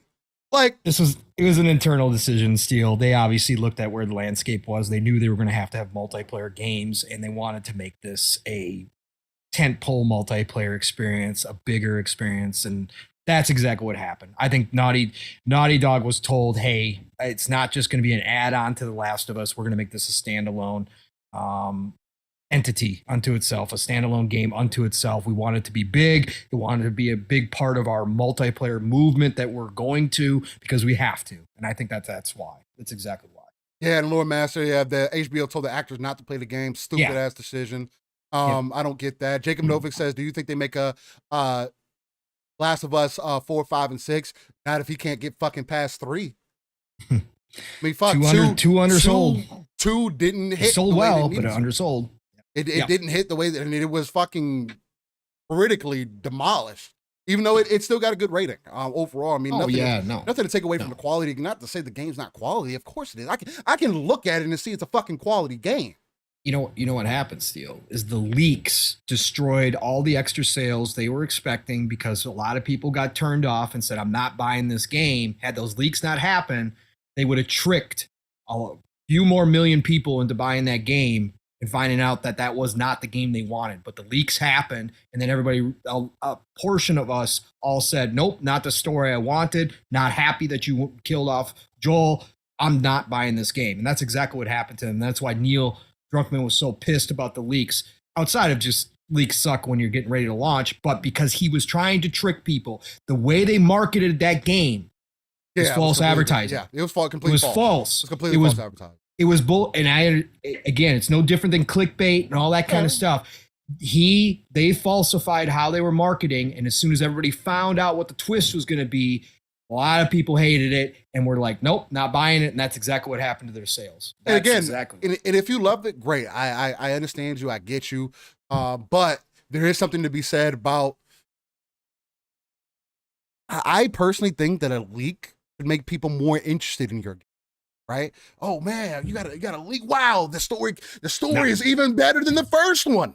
Yeah, not when you do what you did. And Neil admitted that he knew that there was people that were going to hate the number 2. He knew, which is fine. He came out in interviews. People are going to people have that about a lot of different ideas. Oh yeah, right. Yeah. Where there's a love hate thing, but there's something huge to be said because again, I'll again mention it here, and I'm probably pretty sure I can speak for Pong too. The Last of Us, the first game, is one of the best games in totality. I'm not just talking about campaign. I'm just not talking about in totality. Is one of the best games in existence. Top 10 for me. Easy. Absolutely. Not even a question, not a thought. I don't have to move things. No, easily. And I think this is a good example of a game of when you put out your second game and things don't move the right direction. I'm good to see if they make a Last of Us 3. That's great. Make it. But I do think we're going to end up getting a Last of Us 2 remake or remastered with factions before we get anything else. And then we'll get Last of Us 3 on the PS6 because that's when it's going to be ready. So I don't know if I'm willing to wait that long. Again, I'll find out whether I enjoy the story myself when I play it, when factions actually ends up coming out. And then we'll go from there. Maybe I feel differently, or maybe I have another huge argument on here with Living Splitscreen where I'm fucking pissed off because I play factions. I wanted to play the story and the story pissed me off. I might rant about it again. But it's either here or there. Big Man Mo, Sony will continue to push this stuff out as remakes, remasters, because their consumer base, their enthusiast base will continue to buy it in droves. And until that stops, this is how they fill the gaps. I mean, that's all it is to it. Sony gets away with it because they have, just like Nintendo, cultivated a base of consumers that will buy anything that they push out, even if it's minimal effort. It doesn't matter. People will buy it and be happy and say that it's the greatest thing ever. So that's why they would do it. It's money. It costs them nothing to remaster. It costs them very little to remaster, remake games, and they make a fortune. The ROI on it is huge. Yeah. Huge. And like Jacob, he says, still that's Sony's milk. It's most successful. It's one of its most successful franchises. And you're 100% right. It's one of its most successful franchises. They're spending almost 4 years on a multiplayer that was niche.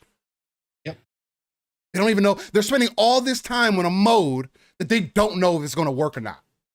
No, but it's got the greatest chances because of the name attached to it. And it has, now they have Bungie and they have other things working with them. So maybe that's why it's taking additional time because they wanted to make sure that they could profit off of it properly. Bungie could have their hands on it. Who knows? For sure. Yeah, absolutely. It might come out free to play. Good point. Who knows? Yeah. Again, there are so many things they could use to their advantage, but at the same time, there's a lot of things that they have working against them. There's a lot to prove there. And I'm excited for it. Yeah, it's one of the That's most. Why you're upset because you want it. Yeah, 1,000%. And I don't like. We talk about how other people have treated their games in house, and it's like, why don't we have that same conversation? It's like when I listen to other people's podcasts, why aren't y'all talking about that? No, we want to talk about Game Pass. We want to talk about why these numbers aren't moving. We want to talk about these games that you say that are lame. You want to talk about games that you don't like, but don't talk about how fucking PlayStation continues to mishandle their own IP. They've cultivated that fan base still. They've trained them. They've trained them well. Like both sides have fucking been mishandling the shit out of all their IP. Yeah. Yeah. I think it's more, and again, I've said it here before, I think it's more embarrassing for Sony than it is for Microsoft. Microsoft has money, so if you want to say, oh, Microsoft just got money, you let somebody who wasn't in the industry come in and make a mount for themselves. Mm-hmm. PlayStation, what are you doing? But again, they got time to prove. It's 2023. It's an avalanche of games that are coming. And the more that we can get this competition, the better it is going to be for everybody. So that's what gets me the most excited, because I do want to see that front go. They've already stated that that is part of their focus. So it's cool to see that, you know, not only are they doing VR, they are still buckling down on their second and third party deals. Spider-Man 2. Metal Gear Solid, if that's real, if Konami announces it, I can almost guarantee it's exclusive. Remakes for the first 3? Yeah, or even the first one. If they come out with Metal Gear Solid, like if they come out with Metal Gear Solid remake, I can guarantee it's exclusive to Sony. I can guarantee it. I mean, Silent Hill 2 is already wrapped up. They have every right for it to make it that way too, right? Metal Gear is traditionally known as a PlayStation game. So it's like you have things that you could really make happen for you. But that's what they're going to lean into this year for sure, 100%. So Nick says Sony's doing fine with their IP. I don't agree. I think it's personal opinion.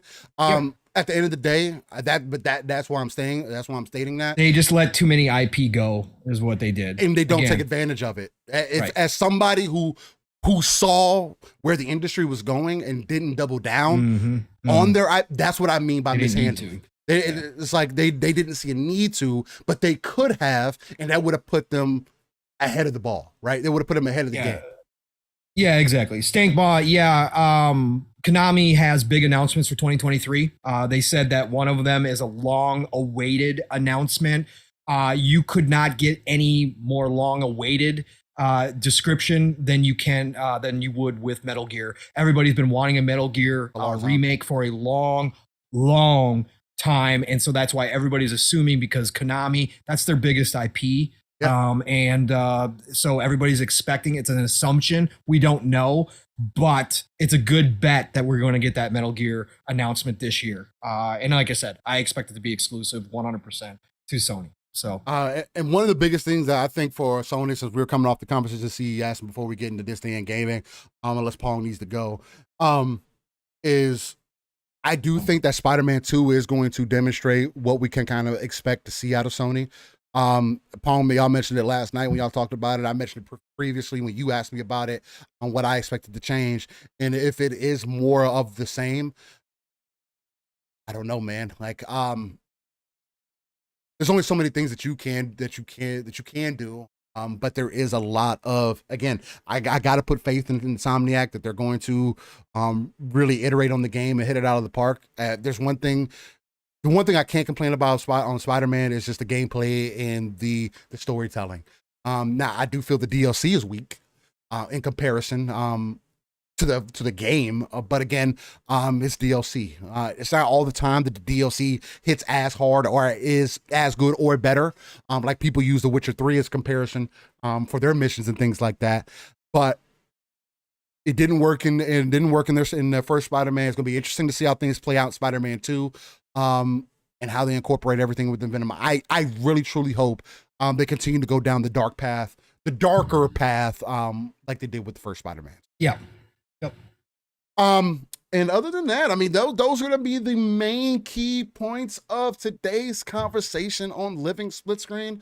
Hey, guess what? Celebrate, everybody. You got out of not discussing ABK. So there you go. We ran out of time. So you get another break from the ABK discussion. So everybody who hates it, hey, a round of applause this week. Obviously, I was there.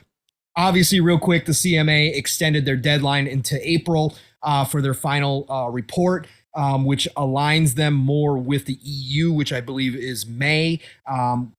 Again, there's belief out there that this happened. This is a good thing if you're looking for this deal to be closed, because if they were going to make a decision and they were all on board with, nope, we're not letting this go through, they would have no reason to extend it. They're extending it to give Microsoft, because Microsoft wants to present remedies to both EU and CMA at the same time. They don't want to go back and forth between the two. And so it looks like the CMA is bending the knee a little bit here to Microsoft and saying, hey, we'll give you a chance to do that. We'll give you an extended time so the EU can bring their concerns and you can give us a package deal of concessions that hopefully will be good with both of us. And then Microsoft, obviously the FTC pretrial was this week. Within that pretrial, the only couple interesting things that happened is that the FTC's attorney said that the heads of the FTC, meaning Lena Khan, has given him permission to negotiate a settlement with Microsoft in regards to the ABK deal, which is completely different than what Lena was saying publicly earlier. But they said negotiations have not started.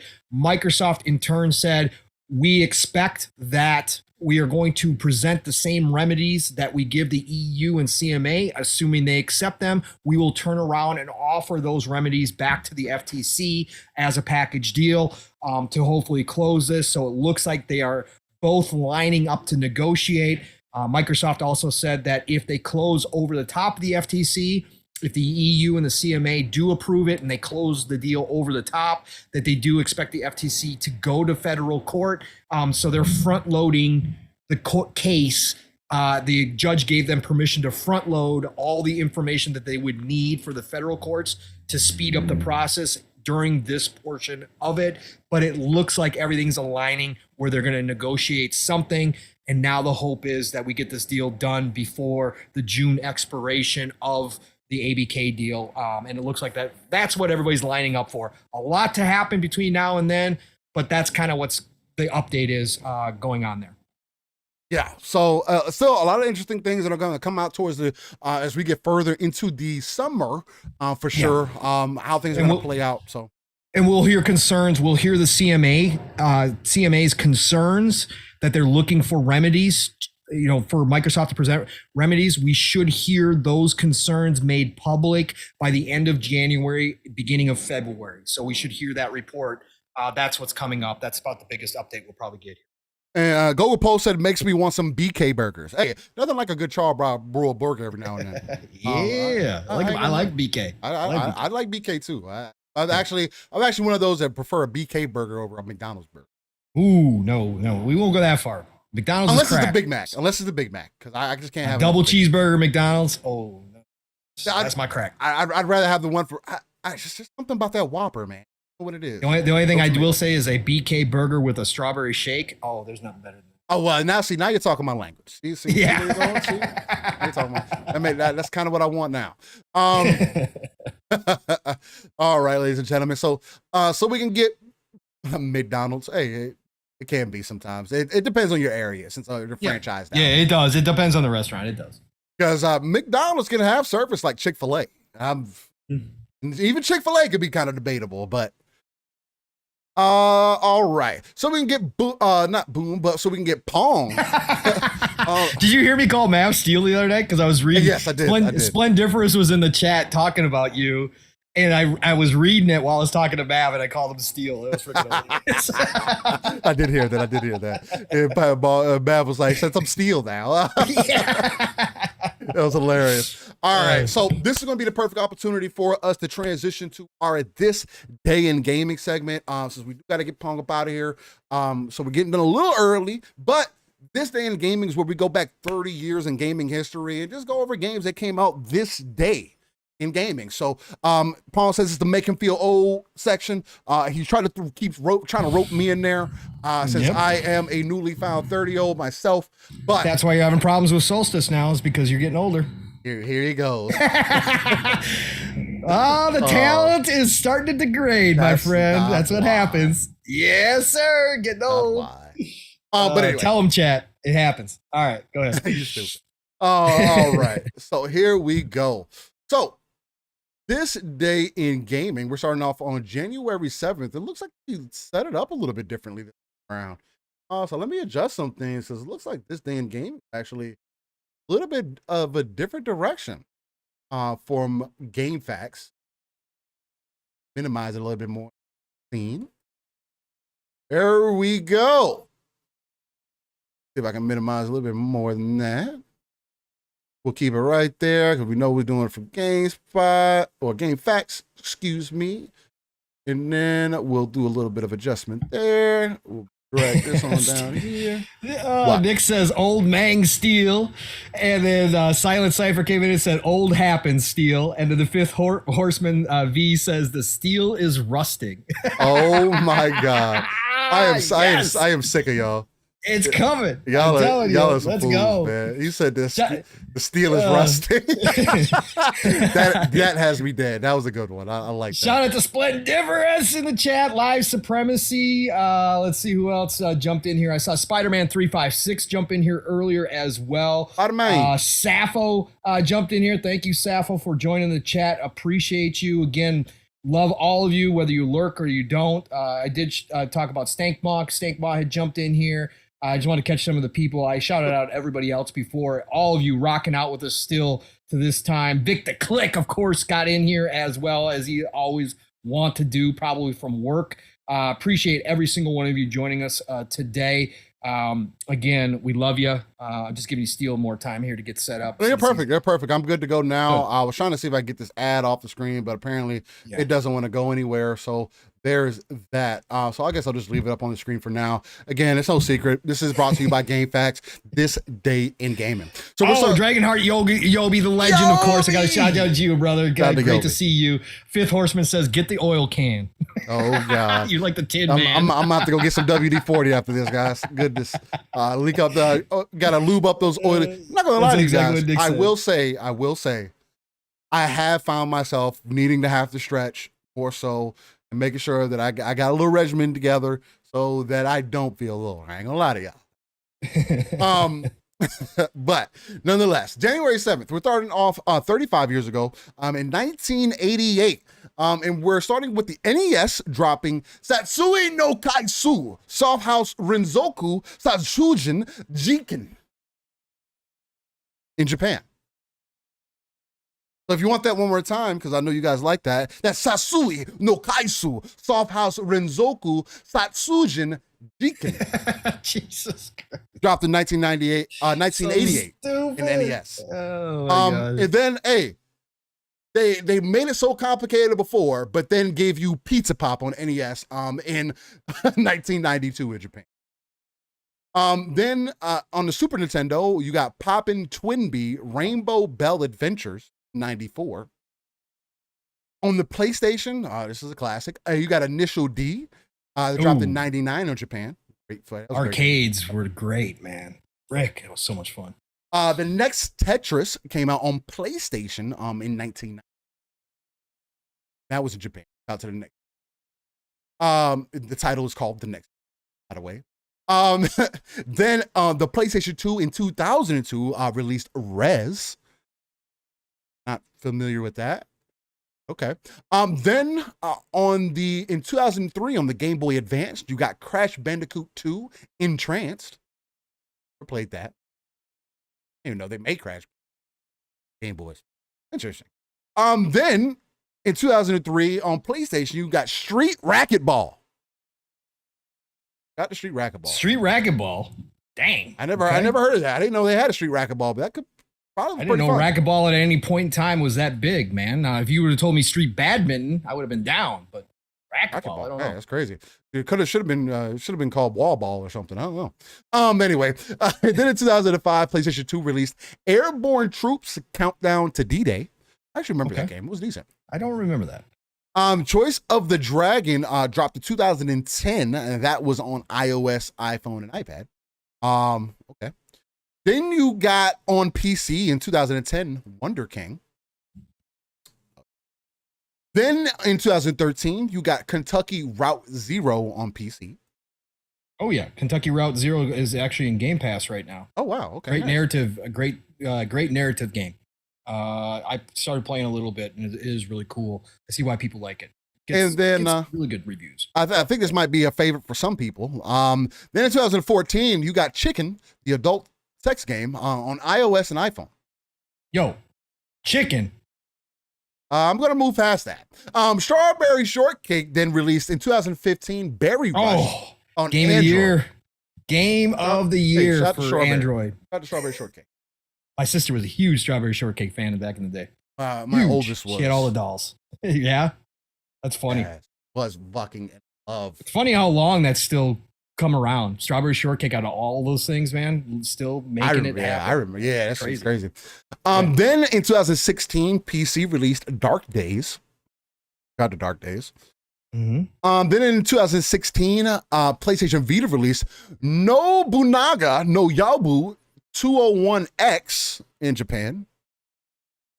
Was that the Nobunaga? Nobunaga. I know him from obviously Dynasty Warriors and Samurai Warriors, but Nobunaga was a famous character from Japanese history. So yeah. That's interesting. Well, okay. Then in 2019, PC released A Second Chance. Okay. Then in 2019, Linux, Macintosh, and PC released Big Dipper. Okay. Then in 2019, Xbox One released Perfect Massage, Deluxe Musical Journey. Ooh. Wow. Okay. Then 2020, was the sequel happy ending? It should have been. It should have been. Because the way this is going so far is kind of, and it gets worse. Okay. We got Switch in there too. Don't worry. Then in 2020, Linux PC released Many Faces. Okay. Then 2020, PC released Prop and Seek. Okay.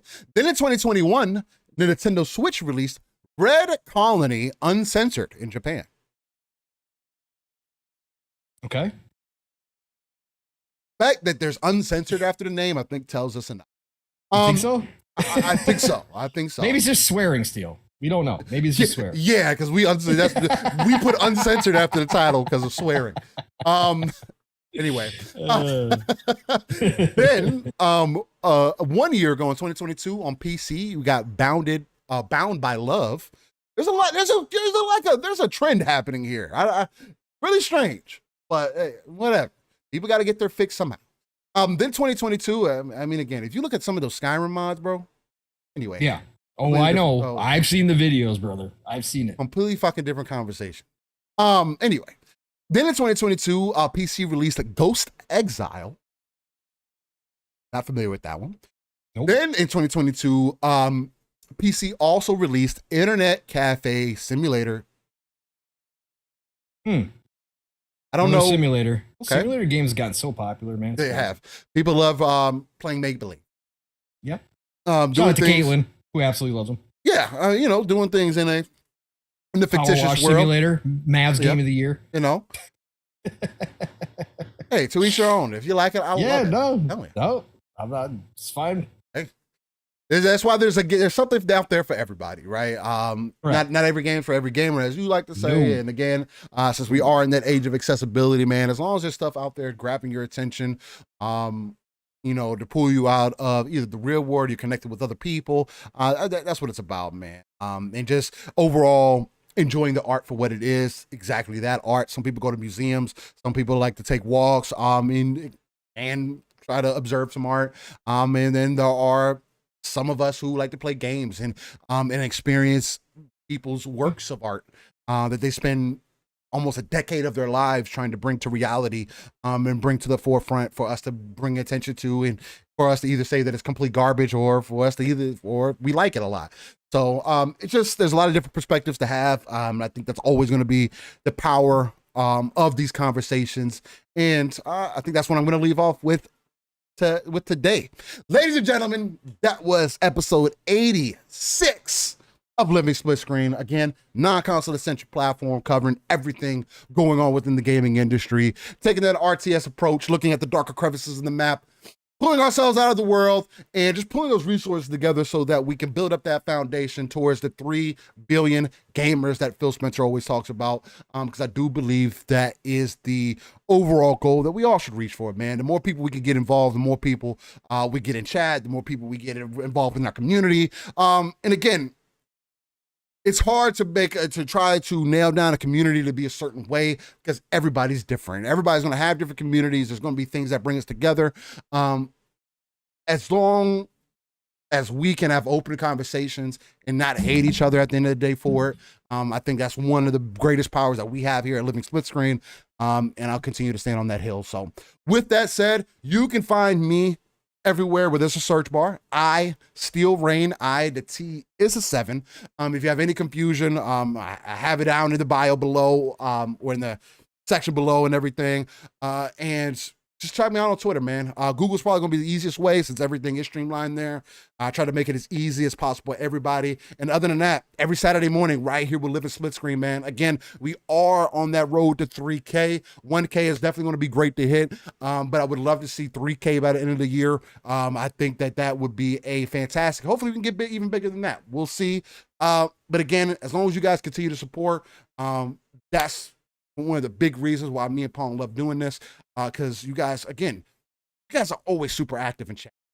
Every time that I look over, I stop and doing multiple things on my end, making sure everything's running smooth. But then I stop and I'm just going through chat and watching y'all just have conversation about either what we're talking about or stems off into some other conversation within the chat, though. And it's just such a beautiful thing to see. Shout out to the mods and everything for y'all, stopping by again. Y'all don't have to when you are here on a week-to-week basis. So I forever will be grateful for that. And I'm grateful for everybody that just tunes in on a week-to-week basis. On the audio side of things, again, please leave us reviews if you can. Comment down below on YouTube for our live listeners. It just helps with the algorithms and things. The more we end up getting you guys to do that, the more it also help in our favor as we move towards that goal of 3K. But I got to get Pong up out of here, man. It's enough talk from me. Pong, brother. Again, yes, sir. Saturday is always a empowering day for me because it gets that boost that I need to get my Saturday started. I know it does the same for you. Hopefully, we're able to do that for everybody else in chat. But tell the people where they can find you, man. And another great episode right here with Splitscreen on a Saturday morning, man. Yes, sir. Living Splitscreen number 86. We are fast approaching 700 subscribers. Boom is helping us. All of you that have retweeted us are helping us on our way to first hit 1K, and then hopefully, as Steel said, the ultimate goal this year, 3K. So let's do this, folks. Thank you all for being here. Thank you for all the love, support. Again, we return that love to you all, whether you're listening now live or you do it in the future. It does not matter. Nothing but respect for the support you show all of our shows. So thank you for being here. Living Splitscreen, first episode of 2023 in the books. My brother from another Steel Rain, killing it as always with the behind the scenes stuff and the on screen stuff. So appreciate you, man. Great way to start this year off on a Saturday. So, hey, listen, everybody, you can find me, Pong Soul Xbox, Pong Soul on Twitter. You guys all know that drill. Tuesday, I actually made an Xbox Factor podcast last Tuesday for the first time in a couple months. I won't be back this week. I can't say I will be. Real life and work being what it is, but you have to check out Boom. You have to check out Double Barrel Gaming. He's doing it 5 days a week now. The guy's incredible. Doing a Stalker giveaway coming up as soon as Stalker 2 releases. I mean, the guy's everywhere. Him and Mrs. Boom are just extremely generous. So please go check out Xbox Factor every Tuesday, 12 p.m. Eastern, 11 o'clock Central Time. And then, of course, it's actually on Tuesday night. Keep your eyes and ears open. I might be somewhere Tuesday night. So I'm sure you can all guess. It's not my first time, but I got to confirm. So check out Tuesday night. Keep your eyes and ears open if that does finally happen. Otherwise, Thursday, it's PM in the PM. Fun Speculations channel. Another dude's been doing massive growing. Him and Caitlin have grown that community over there so much. I'm so proud to be a part of it. But PM in the PM every Thursday night. Pong and Mav in the PM, 2-man show. Although we will have another guest in a couple weeks coming up. Ooh. But this week it will just be myself and Mav, 7 p.m. Eastern, 6 o'clock Central Time, Thursday nights. Again, great 2-man show, just like it is here. Mav and I going back and forth, get the chat involved. You can go check out our crazy prediction show prior to the new year. If you want to hear some wild stuff, Mav attached some point system to it, man. These are all sorts of nuts. So anyways, PM in the PM, Thursday night. Be there. Friday nights, it's Xbox Ultimate. We are going back to 9 p.m. Eastern, 8 o'clock Central Time, which means I'll probably be showing up late more often to Xbox Ultimate, but it doesn't matter. We have such a cool show there. Whether we got 4 people, whether we got 7 people there, it does not matter. Be there Friday nights. Again, Fun Speculations channel, Xbox Ultimate, all the things that you want to hear of Green, and then a bunch of stuff you don't want to hear, but you're probably going to laugh at like we do. So be there at Xbox Ultimate. And then back here, of course, for Living Splitscreen. I forgot tonight. the Shop Podcast. I don't know how I got thrown off my rhythm, probably because I'm thinking about everything I got to do here for the grandbabies coming over. But tonight, the Shop Podcast, be there, PTK Blam's channel, Fuzzy Belvedere, and we are kicking off 2023 with Doom Cutie all the way from Australia, her second time being on the Shop Podcast. That's how we're starting 2023. So that is 8 p.m. Eastern, 7 o'clock Central Time. Be there, the Shop Podcast, PTK Blam's channel. Please, Fuzzy Belvedere, myself, Doom Cutie tonight. We're going to have a great time. Otherwise, it is the golden age of gaming, people. Understand that. This year, there is zero doubt. Again, we've had a lot to play. This year is going to double that at least.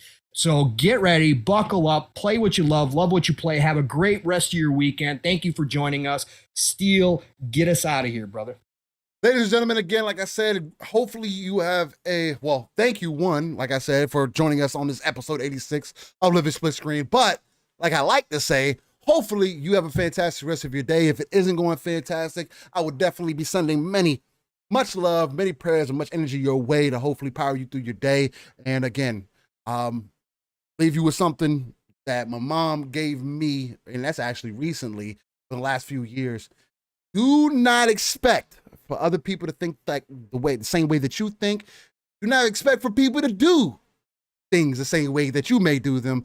And I do think that we will all end up being better for it. Nobody is the same. And the quicker we realize that, I think the better off we will all end up being. With that being said, y'all stay safe out there. Have a fantastic rest of your Saturday. And see you next week on episode 87 of Living Splits. Much love, ladies and gentlemen.